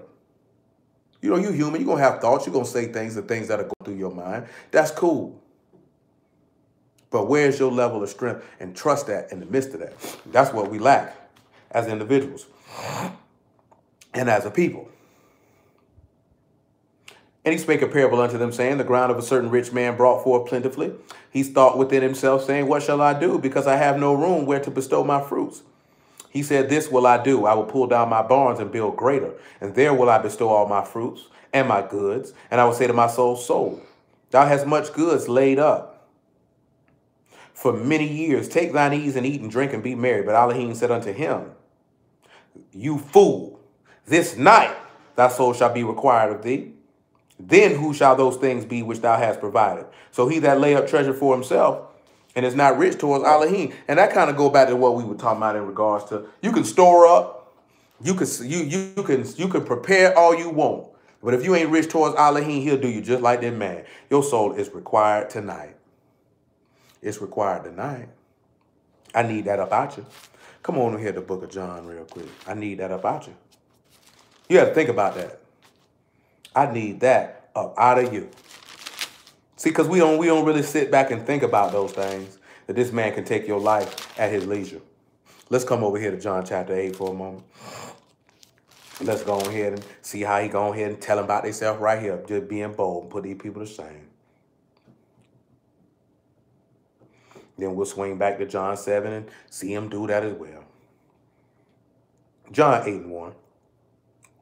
Yahushua went into the Mount of Olives, and in the early morning he came again into the temple. All the people came unto him, and he sat down and taught them. And the scribes and Pharisees brought unto him a woman taken in adultery. And when they had set her in the midst, they said unto him, Master, this woman was taken in adultery in the very act. Now Moses in Torah commanded us that such should be stoned. But what say thou? This they said, tempting him, that they might have to accuse him. But Yahushua stooped down and with his finger wrote on the ground as though he heard them not. So when they continued asking him, he lifted up himself and said unto them, he that's without sin among you, cast the first stone. And again he stooped down and wrote on the ground. And when they heard this here, they had been convicted. But you know how much courage that it take to look somebody in the face and tell them that? See, and this also goes along with something in Psalms where it say, there's forgiveness with thee, that we might fear him, respect him, honor him. They weren't expecting that response, and that was boldness.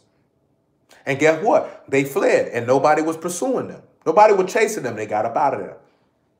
They got up out of there. Because he told them about themselves, and it take courage to stand on the word. He stood on mercy and forgiveness. That's what he stood on. If you get to the root of the matter, that's what he stood on. Mercy and forgiveness. That called these people to flee. It took courage to say, be merciful and forgive. You was ready to condemn and convict. I'm ready to be merciful and forgive. And I'm going to be bold in that pursuit. Nevertheless, John 7:37.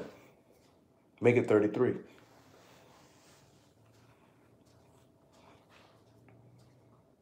Then said Yahushua unto them, yet a little while I am with you, and then I go unto him that sent me. You shall seek me and shall not find me, and where I am, you cannot come. Then said the Yahudim among themselves, whither will he go that we shall not find him? Will he go into the dispersed among the Gentiles and teach the Gentiles? What manner of saying is this that he said, you shall seek me and shall not find me, and where I am, you cannot come? And the last day, that great day of the feast, Yahushua stood and cried, saying, if any man thirst, let him come unto me and drink. He that believe on me, as the scripture have said, out of his belly shall flow rivers of living water. Now remember, this is at Tabernacles. This is not too long before he boldly had told them to their face that they ought to judge, not according to appearance, but judge righteous judgment, when they came at him, talking about how he knew letters and nobody taught him. And how you coming at me, talking about how I healed a man on the Shabbat, but you circumcised a man on it. And guess what they did? Left him alone. Same way when he got on about that woman with the issue of blood, what they did? Left him alone. When he healed that man with that withered hand and he told him about themselves, and guess what they, and he's one man amongst a group of people telling them, he said, the world cannot hate you, it's me it hate, because I testify of his deeds that they evil. That take courage. That takes strength and fortitude that can only come from your God for you to have the ability to look somebody in the face and tell them that. Tell them what they don't want to hear.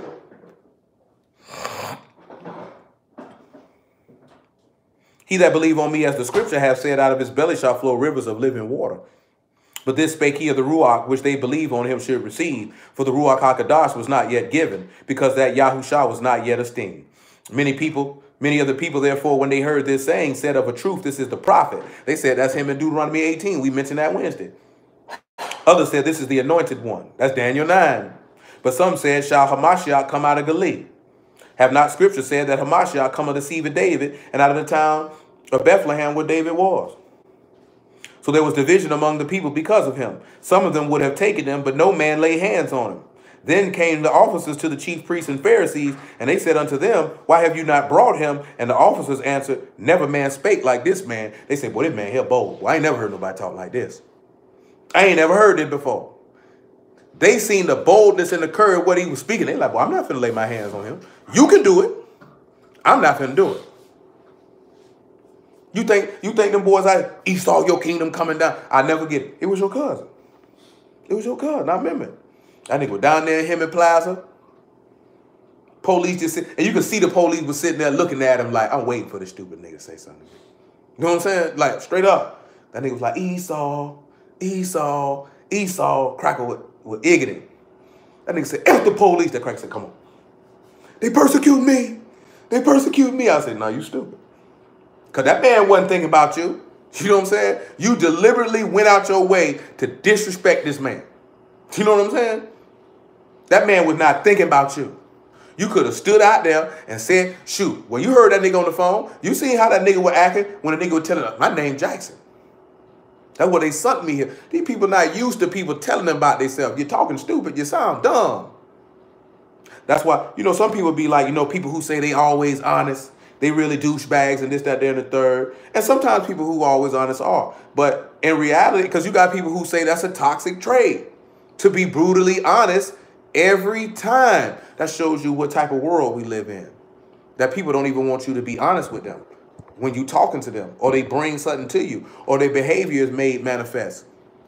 They don't even want you to be honest with them. You know how sad? Why would you want people around you who won't be honest with you? Why don't we have the boldness and the courage to stand up and say what's right in the face of opposition? Yahushua stood up with courage in the face of opposition. He showed himself a man.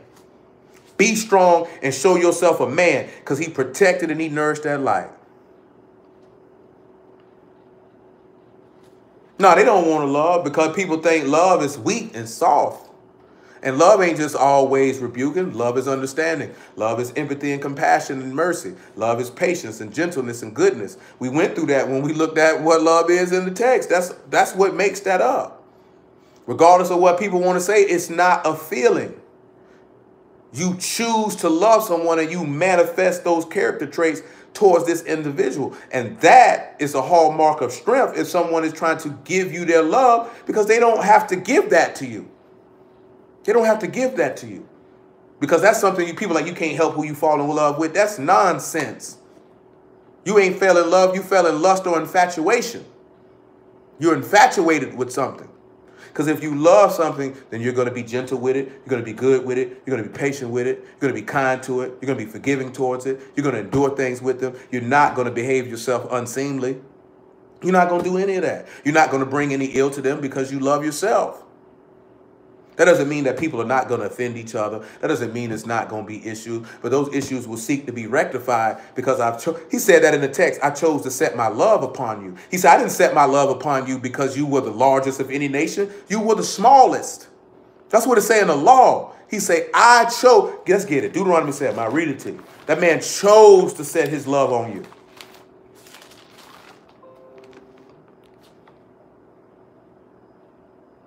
7 and 6. Deuteronomy 7 and 6. For thou art Kadash people unto Yahuwah thy Elohim. Yahuwah thy Elohim have chosen thee to be a special people unto himself. above all people that are upon the face of the earth. Yahuwah did not set his love upon you nor choose you because you were more in number than any people, for you were the fewest of all people. But because Yahuwah loved you, and because he would keep the oath which he swore unto your fathers, have Yahuwah brought you out with a mighty hand and redeemed you out of the house of bondmen, from the hand of Pharaoh, king of Egypt. That man chose to set his love on you. When somebody is coming to you and they're willing to choose to love you, especially choose to love you in a godly fashion, we ignore it. Because 9 times out of 10, it's not coming in the fashion that we wanted to come. That's why they ignored Hamashiach. They didn't want that love and compassion he showed in John 8. They wanted her dead. She committed sin. They was willing to kill that woman to have something to say against him. So you didn't love him or her. And the man you caught her with. Because you were willing to let him slide and not rebuke your neighbor to suffer sin upon him. So you didn't love anyone in that equation. You didn't even love yourself. Because if you did, you wouldn't even behave yourself in that fashion. Love is a very strong decision. It takes a lot of courage. You know, when you really look at it, to love somebody is the saying that I'll give myself completely over to you, knowing that with the trust that you will not injure me. That you won't do me no harm. Because look at how y'all did it. Y'all told us how we were doing it. It was grieving his heart. It was grieving his heart how we were doing it. He wasn't doing us like that. Love is a courageous move because it takes the trust and strength of Yahuwah and to be secured in Yahuwah to do it. And that's the attribute that we got. See, everybody say, where's the love? See, a lot of niggas got fake love. Niggas be capping. Just like the little meme I ran across, I liked it, you know. Water don't affect fake plants.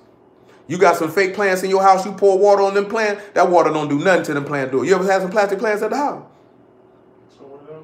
Right? Oh, sure live. You pour some water right on that there. What he gonna do? That nigga still, he just gonna be moist. Pause, he just gonna be moist.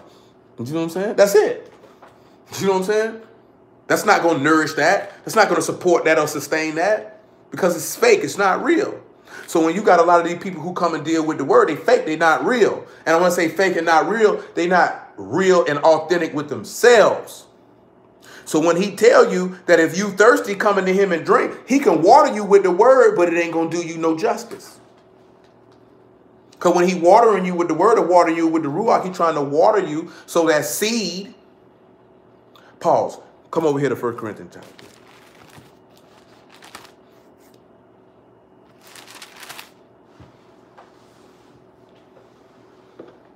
1 Corinthians chapter 3. Where is it at?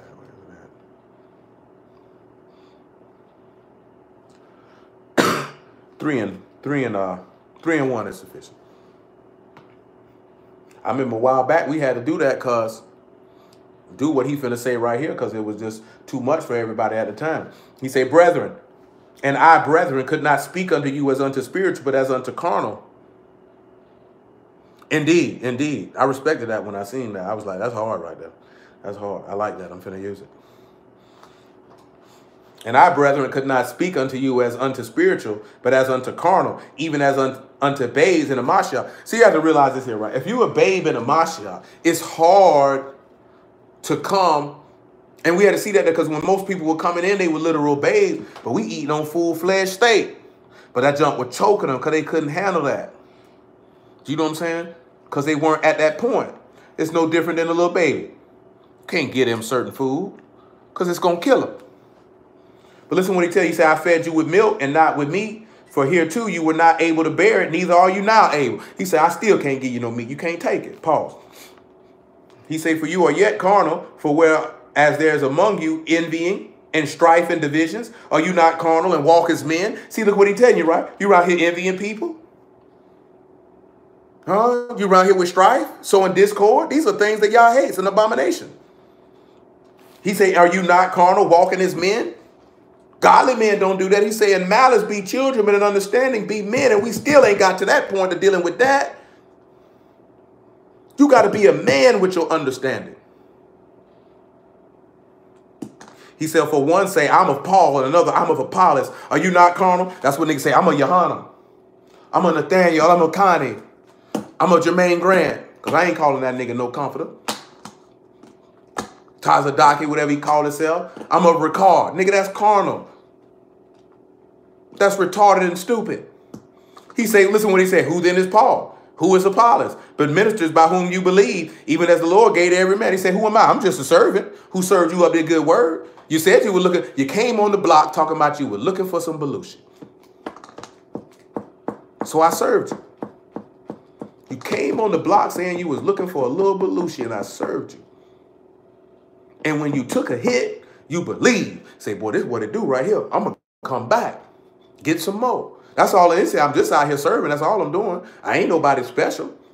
Hamashiach already laid that out. He say, hey, who's greater, him that sit at meat or him that serve? He say, him that sit at meat. Niggas who feel like because they preach the word, they greater than everybody else.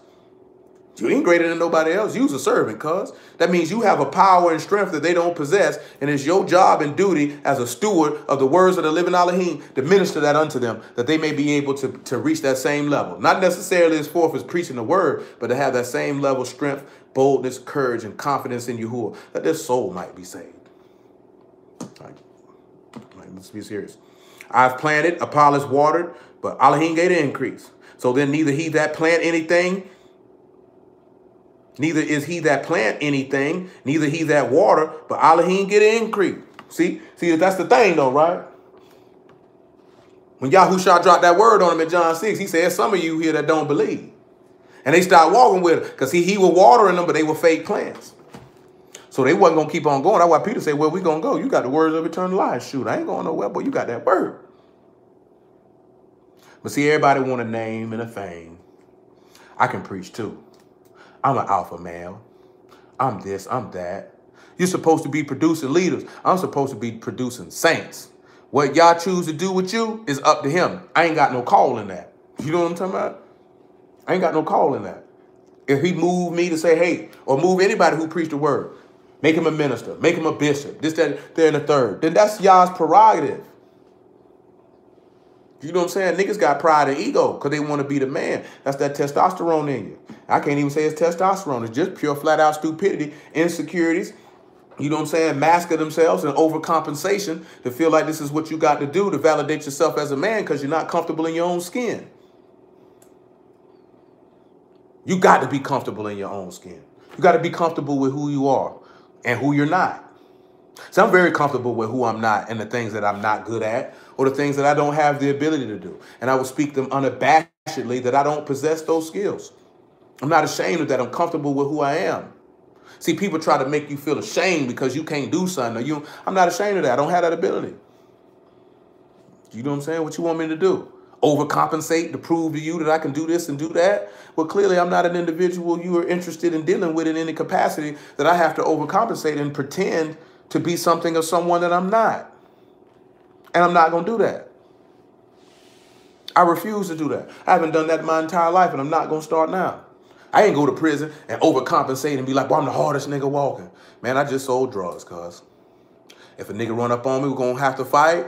Or if necessary, I'm going to put this lock in this sock. I'm going to split this nigga wig like my nigga Norman told me to do before I slid up that road. Because he told me to grab me a mop wringer and bust a nigga upside the head. He was like, and he told me actually to just go in the dorm, find a nigga, and bust a nigga upside the head with a mop wringer. I said, nah, I probably ain't going to do that, big homie, but I feel you. He said, you got to let them niggas know you ain't nobody to be played with. I said, I feel you. I feel you. I said, I'm not really too concerned that anyone's going to fool with me. My homeboy who on death row right now, before I left, that nigga was like, boy, you ain't going to do no push-ups, boy? You ain't going to get swole? Boy, you finna go on the road? I said, go do push-up for what? I ain't worried about nobody doing nothing to me, cuz I'm a man. I'm going to carry myself as a man. I don't have to walk in here and be like, nigga, I'm hard, you niggas. Because nigga going to see straight through that. That nigga insecure. He overcompensate. Finna rob that nigga and beat him up. And quite possibly, you might get raped. Messing with the right person because you overcompensating. Just be yourself. A real man can look at another man's eye and see the fear and see the inauthenticity. You can see it. You trying too hard. That's not you. I'm a peaceful man. If I have to, I will injure you severely. You know what I'm saying? I choose not to. I pray that I don't have to do that. I don't want to hurt anybody. Hurt anybody for what? Like hurt a black person? What I want to hurt a black person for? Why I want to hurt my own people? That never made sense to me. I don't have a desire to harm somebody who looked like me. For what? You know what I'm saying? For what? I just don't, my mind don't operate like that. I don't have those thoughts. I don't have. You'd have to do something to somebody I care about. You know what I'm saying? It's 3 people on this earth right now, boy. If you if you do something to them, I'm gonna send you to meet y'all. I guarantee you that if I catch you before the police do. You know what I'm saying? I'm gonna send you to meet him. You gonna meet him. I had no problem going to do that bid either. And pray he forgive me, because nigga, you're going to the grave tonight. You know what I'm saying? With no ifs, ands, or buts about it. And the same thing for every last one of them children. All y'all children. Nigga couldn't rate one of these children. They better hope them crackers catch him, or y'all get to him before I do. Because I'm going to feel the same. I ain't going to feel the same as their parents going to feel, but I'm going to, hey, whatever you want to do. I know it ain't right, but we can do it if you want to. I have no problems with it. That's just how I feel. When you're dealing with them children, who else going to protect them? Who else going to do it? Somebody got to do it. You think y'all would sit around and let somebody do something to our children? Absolutely not. But you know, the spiritual thing to do is let y'all get them. But when you in the moment, you still a man. Your natural man going to take, well, I'm going to kill this nigga when I catch him. That's going to be your natural thought. If somebody do something to somebody you care about, your natural thought is to want to injure them. The spiritual thought is to vengeances of Yahuwah. Their foot will slide in due time. And that's the battle you have to fight as a man, to have the courage and boldness to say, you know what? I'll let Yahuwah handle that. Take a lot of strength to do that. No, that take a lot of strength to do that. Wouldn't you say? Take a lot of strength to do that. If you can, and I'm mentioning that because I'm just telling you, I'm a man. I'm a natural man. I know if I was faced with that situation, I know I'm going to have to lean on that strength exponentially, because my desire is, I'm going to kill this nigga. I'm going to kill him. Straight up, with no thought. I ain't got no problem going to do no bid. I had no problem with it. You know what I'm saying? I had a problem with going to do a bid for selling drugs, because I didn't have to do that. But if you hurt somebody I care about, especially them 3, oh, I ain't got no problem with it. Ain't got no problem with it. So don't. Ain't got no problem with it. I'll go ahead and be in DOC with the Smurf outfit on. You know what I'm saying? And shoot, hit that child hall every day, baby, because we in here for the long haul. We in here for the long haul. Y'all forbid something like that would ever occur. Let's take ourselves somewhere else. Acts chapter 4 to be specific. And I'm just mentioning that because it's nothing wrong if you feel that way. You're a human being. It's just reining that in. It's just reining that in. You know what I'm saying? Because nobody can really say what you would do or what you wouldn't do. You know what I'm saying? Until you face with that situation. You just pray that y'all keep your mind, that you stay steadfast to the word. Matter of fact, scripturally, the best example of what I'm talking about is when David felt like he was disrespected, when he was disrespected by Nabal. David had in his mind, I'm going to kill this nigga. And everybody at his house. It took Abigail telling him, no, don't do that. And that's when he considered, he said, you know what? I appreciate you. Because I was going to go out here and shed blood by my own hand and sin against Yahuwah. But you done came out here and told me better. Because he had to give, because he know you're a natural man. It's your natural inclination. You got to understand something. The book say Yahuwah understand your frame. He say he understand, man, his frame ain't but dust. You think this man don't know? He told you that even in the matter of any temptation, he make a way out. So he know that and understand that. It's if that when their way out comes, or somebody come with the boldness that Abigail came with and the courage that she had to tell him, don't do that, will you listen? Will you listen? That's the difference. Will you take heed to the words of Elohim and humble yourself under his word and not take it in your own hands? That's the fight right there. Every day. And it ain't got to be, because that's an extreme case, what I'm talking about. But that's the fight right there. That's the fight. Can you do it? And if you can do that, then you show forth the power of a Mashiach, which is the power that lead unto salvation. Nevertheless, Acts chapter 4.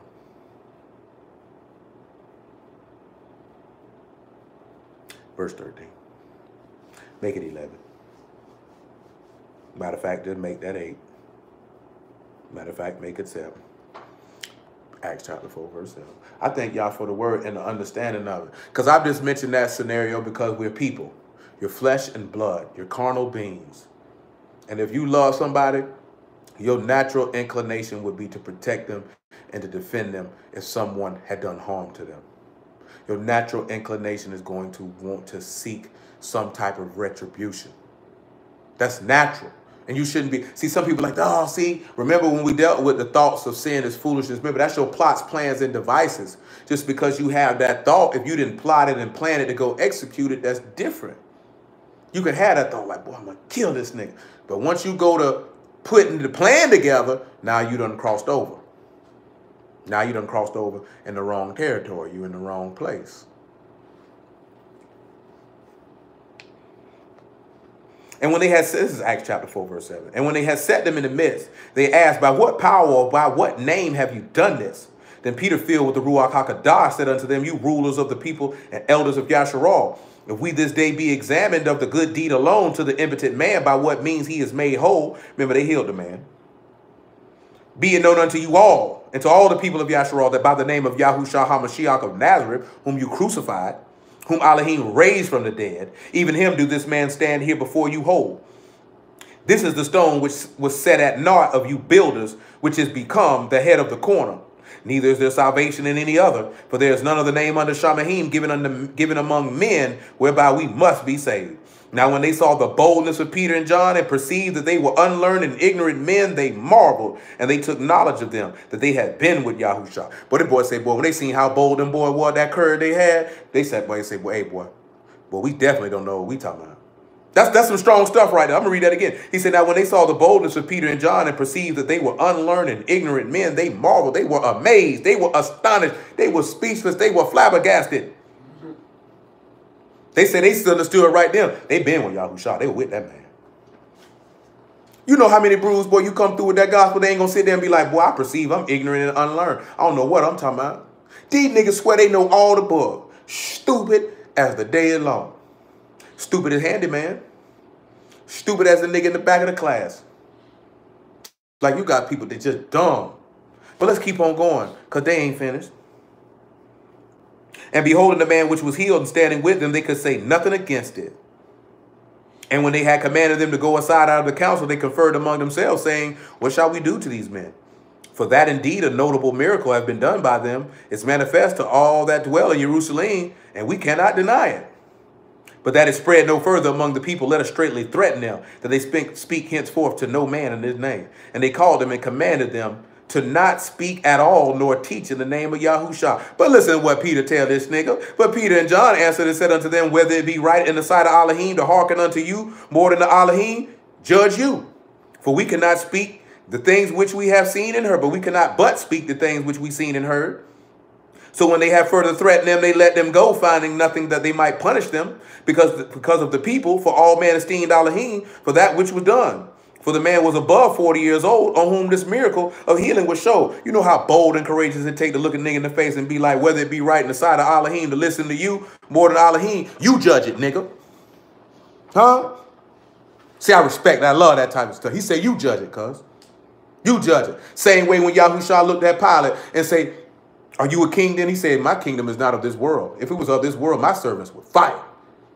You know what I'm saying? Say, what you mean? He said, for this cause was I born, and for this cause I came into the earth, that everyone of the truth hear my voice. That's boldness. Nigga got, man finna kill you.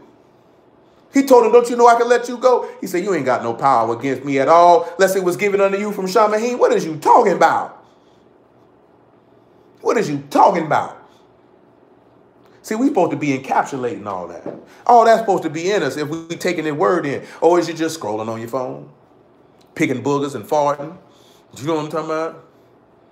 Concerned with everything else around you. And I ain't talking about just at this particular juncture. I'm talking about period, meaning you distracted from what you're trying to do. We just talked about that last week. Boy, Satan stays up all night long. His children stay up all night long, seeking how you may be distracted. I'm talking about right after I dropped that on y'all last week. Y'all knows, boy, somebody came on my phone doing the same thing. I said, I know who you is and what you about. I'm not entertaining that. I'm not entertaining that. I'll let you go ahead and say this, that, and the third, but I can't entertain that because this is fitting. And I feel like this is a distraction and I'm not going to entertain that. Not indefinitely. You know what I'm saying? For what? I'm going in the direction that I'm going. And it is what it is. I'm trying to get to Zion. Ain't no trying. I got to get to Zion.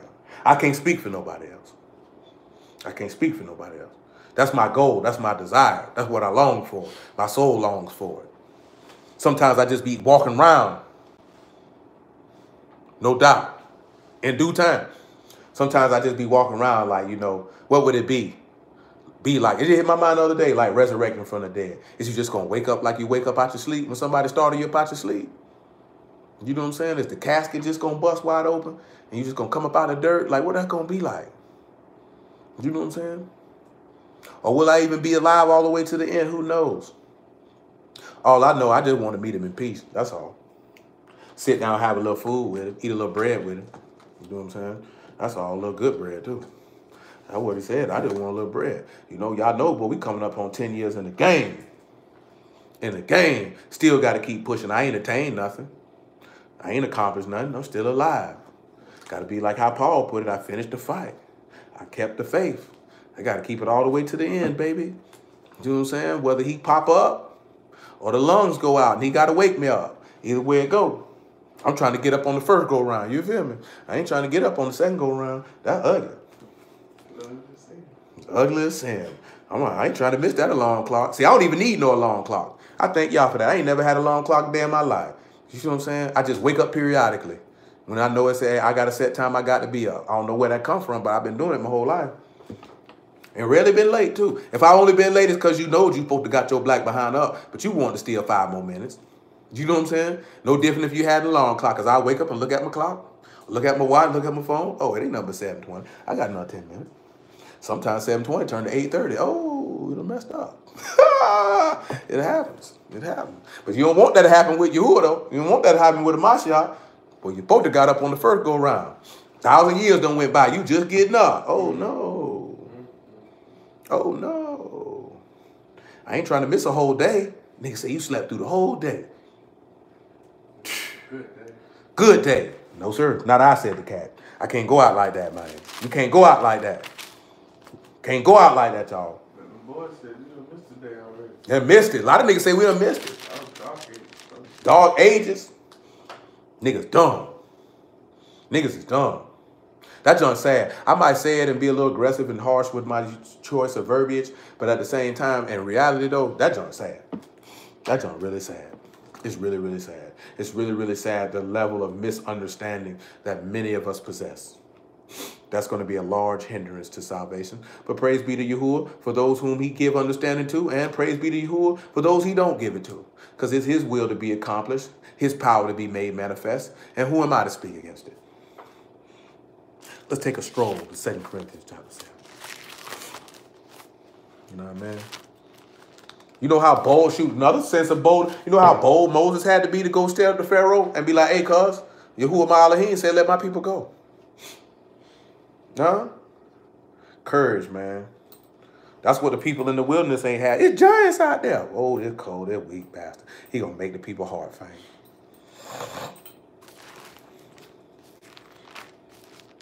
One thing for certain and two things for sure. 2 Corinthians 7:1. If it's anybody in your life besides sinners that you would want to get from around, it's somebody who will sap your strength or sap your faith. That's somebody you don't want to be around. You know what I'm saying? That's why y'all killed them people in Numbers 13 and swore in his wrath that they weren't going to enter in the land because they discouraged the hearts of the people. They discouraged the faith of the people because of the evil report they brought back. Those are people you don't want around you. If you don't want nobody around you, but you don't want nobody who's going to try to discourage your faith. You don't want them around you. They ain't going to do you no good. I can tell you that right now. This is what he say, right? Receive us. I'm sorry. Having therefore, this is 2 Corinthians 7:1. I'm about to get ready to cut this off. Having therefore these promises, dearly beloved, let us cleanse ourselves from all filthiness of the flesh and ruach, perfecting Kadash and the fear of Elohim. Receive us. We've wronged no man. That's what Samuel told him. Who I done wrong? We've corrupted no man. We've defrauded no man. I speak not this to condemn you, for I've said before that you are in our hearts to die and live with you. Great is my boldness of speech towards you. Great is my esteeming of you. I'm filled with comfort. I'm exceedingly joyful in all our tribulation. Why is he joyful in his boldness of speech to speak this to these people? Well, let's take a look at something. Psalms 116. Paul quoted in one of his letters, but we're going to read it where he got it from. Psalms 116. Oh, I might be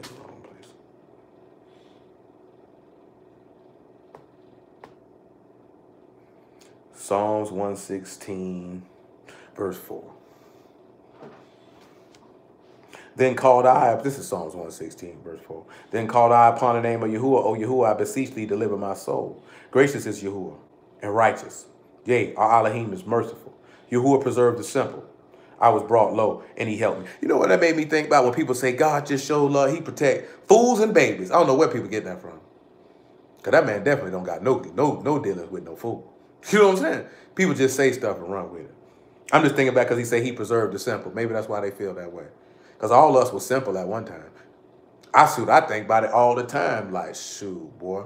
Specifically, the first thing that come to my mind most of the time is when I was locked up in 2015. Sometime in 2015 before I went to trial. Sitting in that room, reading the book of Job and reading some of that stuff and like, well, I don't know what this John talking about. And I wasn't reading it like, oh, this going to get me out of it. I'm just reading it. You know what I'm saying?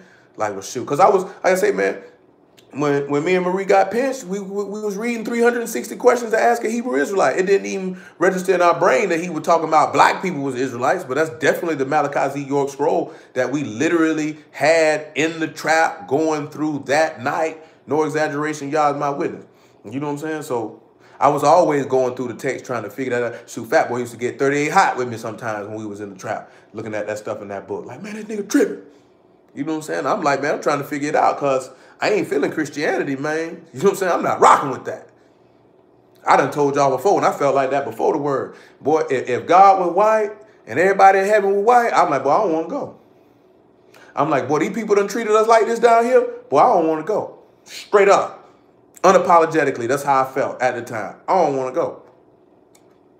So don't. If these people who perpetuating this stuff and this how they behave, this ain't somewhere I want to be. Because this ain't nobody I'm finna follow nor trust. Like this ain't just, oh, it's white people in here. Oh, no. The hypocrisy that they was on, and you talking about you want me to follow that? I don't trust this. I'm not following that. I'm not doing it. You know what I'm saying? I can't rock with this. My conscience won't allow me to. I don't agree with this. You know what I'm saying?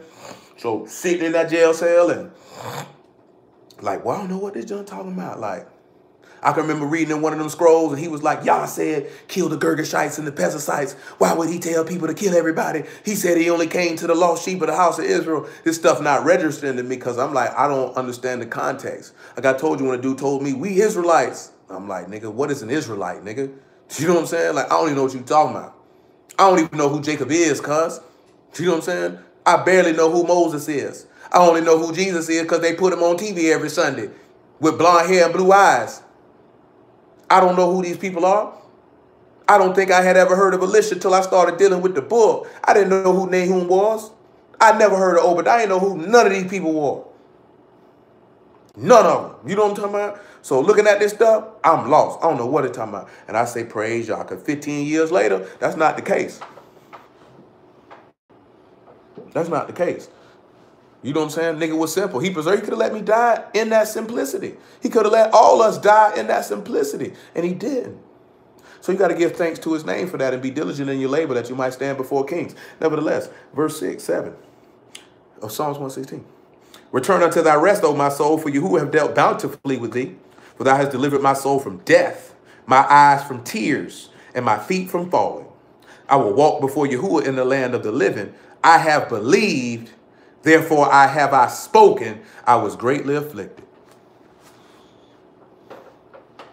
So I believed, therefore I was spoken. And he said when he believed, he was greatly afflicted. That's why Paul said, I joy in our tribulation. Minute you believe, here comes some affliction. Huh? See, Hebrews nor Christians don't want to talk to you about that. They say, we keep the laws, you're supposed to be blessed. Yeah, you're supposed to be blessed. With eternal life, stupid. That don't mean you're not going to be afflicted. This man say, I believe, therefore have I spoken. I was greatly afflicted. He say when he believed and he spoke the word, people afflicted him. That take courage. That take boldness. Let's take a look at something else.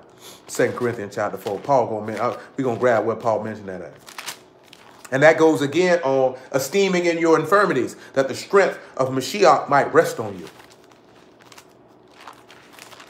That's why I was telling you, like, I remember because my homeboy said that when it happened, like, the stuff that I had to deal with in 2010 and all that, I was already mentally and spiritually prepared because I understood the text. So there was no trepidation. There was no nervousness. If this is what I got to deal with and endure, then so be it.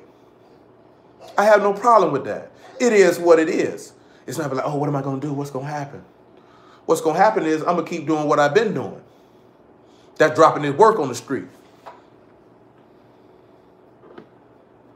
2 Corinthians chapter 4, verse 9.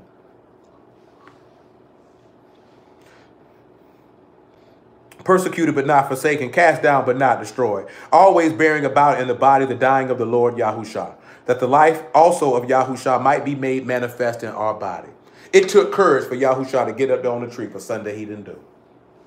To be a contradiction of sinners against himself. It took courage to do that. And a large amount of love. This man loved you enough to go contrary to himself and suffer death for your sake. How could you not love him and totally dedicate yourself to him? For we which live are always delivered unto death for Yahushua's sake, that the life also of Yahushua might be made manifest in our mortal flesh. So then death work in us, but life in you. And we have the same ruach of faith, according as it is written. I believe, therefore have I spoken. We also believe and therefore speak. Knowing that he which raised up the Lord Yahushua shall raise up us also by Yahushua and shall present us with you. Ain't worried about it. Ain't worried about it. That's the boldness that we got. I'm confident. I believe that. I believe that if I stand up for this word, he said, man, John 15, the master said what? He said, if they receive you, if they receive me, they're going to receive you. If they persecuted me, they're going to persecute you. You better just have the boldness and courage to say what you got to say. Don't you back down. Don't you back down. Philippians chapter 1, stand for righteousness. Stand for kadastus. Stand for the gospel. Paul made that claim in Romans, man. I'm always set in defense of the gospel. Yahushua was always ready to defend on what he had going on. 1 and 12. Now this Paul locked up. And I didn't even get to that, and we probably pulled over to that when he was locked up, because there was a lot of boldness that Paul dropped when he was locked up. He said, but I would have you understand, brethren, that the things which happened unto me have fallen out rather unto the furtherance of the gospel, so that my bonds in Mashiach are manifest in all the palace and in other places. It's the same token that when Jeremiah was locked up. He said, many of the brethren in the Lord, waxing confident by my bonds, are much more bold to speak the word without fear. Look at what it says. See, look at that, right? This man locked up, right?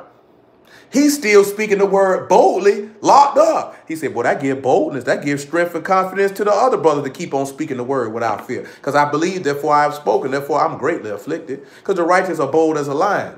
Ain't no fear. I'm secure. I'm confident. I trust in Yahuwah. Some indeed preach Hamashiach even of envy and strife, and some also of goodwill. That's what I be telling people. Don't be worried about them camps. Oh, they making us look bad. They preaching Mashiach out of envy and strife. He said the one that preached Mashiach of contention, not sincerely, supposing to add affliction to my bonds, but the other of love, knowing that I'm set for the defense of the gospel. What then? Notwithstanding every way, whether in pretense or in truth, Hamashiach is preached, and I therein do rejoice, yea, and will rejoice. Just because them niggas stupid don't mean Yahushua ain't being preached. They doing it by pretense. They faking with it. Either way it go, he preached. My heart is glad. Period. Don't make no difference. They gonna learn about it, and they gonna see him too. He said, for I know this shall turn to my salvation through your prayer, and the supply of the Ruach of Yahushua HaMashiach, according to my earnest expectation and hope, that in nothing I shall be ashamed. Remember, he that believe on him shall never be ashamed. Isaiah 28. But that with all boldness is always. So now also Hamashiach shall be magnified in my body, whether it be by life or by death. Guess what? Yahushua going to be exalted whether you live or whether you get killed. Because he said, I believed, therefore I spoken. So with that being said, hallelujah for Yahushua in the word. I bless everybody at the house of y'all, name of Yahushua. I appreciate everybody and love everybody. I prayerfully hope that all of y'all will be able to feel the same way Lord Paul stated.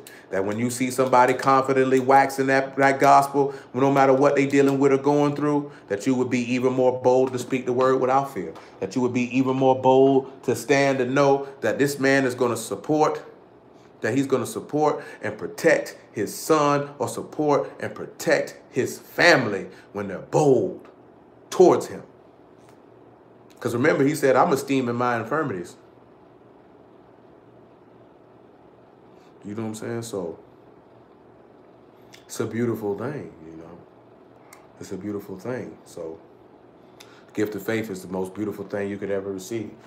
Having somebody choose to set the love of Elohim on you is a beautiful thing. And if you see that and you recognize it, you ought to appreciate it. And appreciate it from Yahuwah first. That's a beautiful thing. He preserved us in our simplicity. He could have left us like that. He could have left us like that. I think about that all the time. You know what I'm saying? But in his infinite mercy, he gave us a mind to seek him. So we need to seek him with all diligence. Shalom, brother. With all diligence and all patience and all goodness and all faith and righteousness, that we might receive a full reward. So you who are willing, we pick this up on tomorrow. We're going to be on Edgewood. Going to keep it rolling. Showing ourselves a man, you know, that our souls might be spared. That we don't miss that day, that we wake up on time. So again, blessings out the house of Yah, in the name of Yahushua, and love out the house of Yahuwah. Everybody stand firm and remain bold in the word until the end. So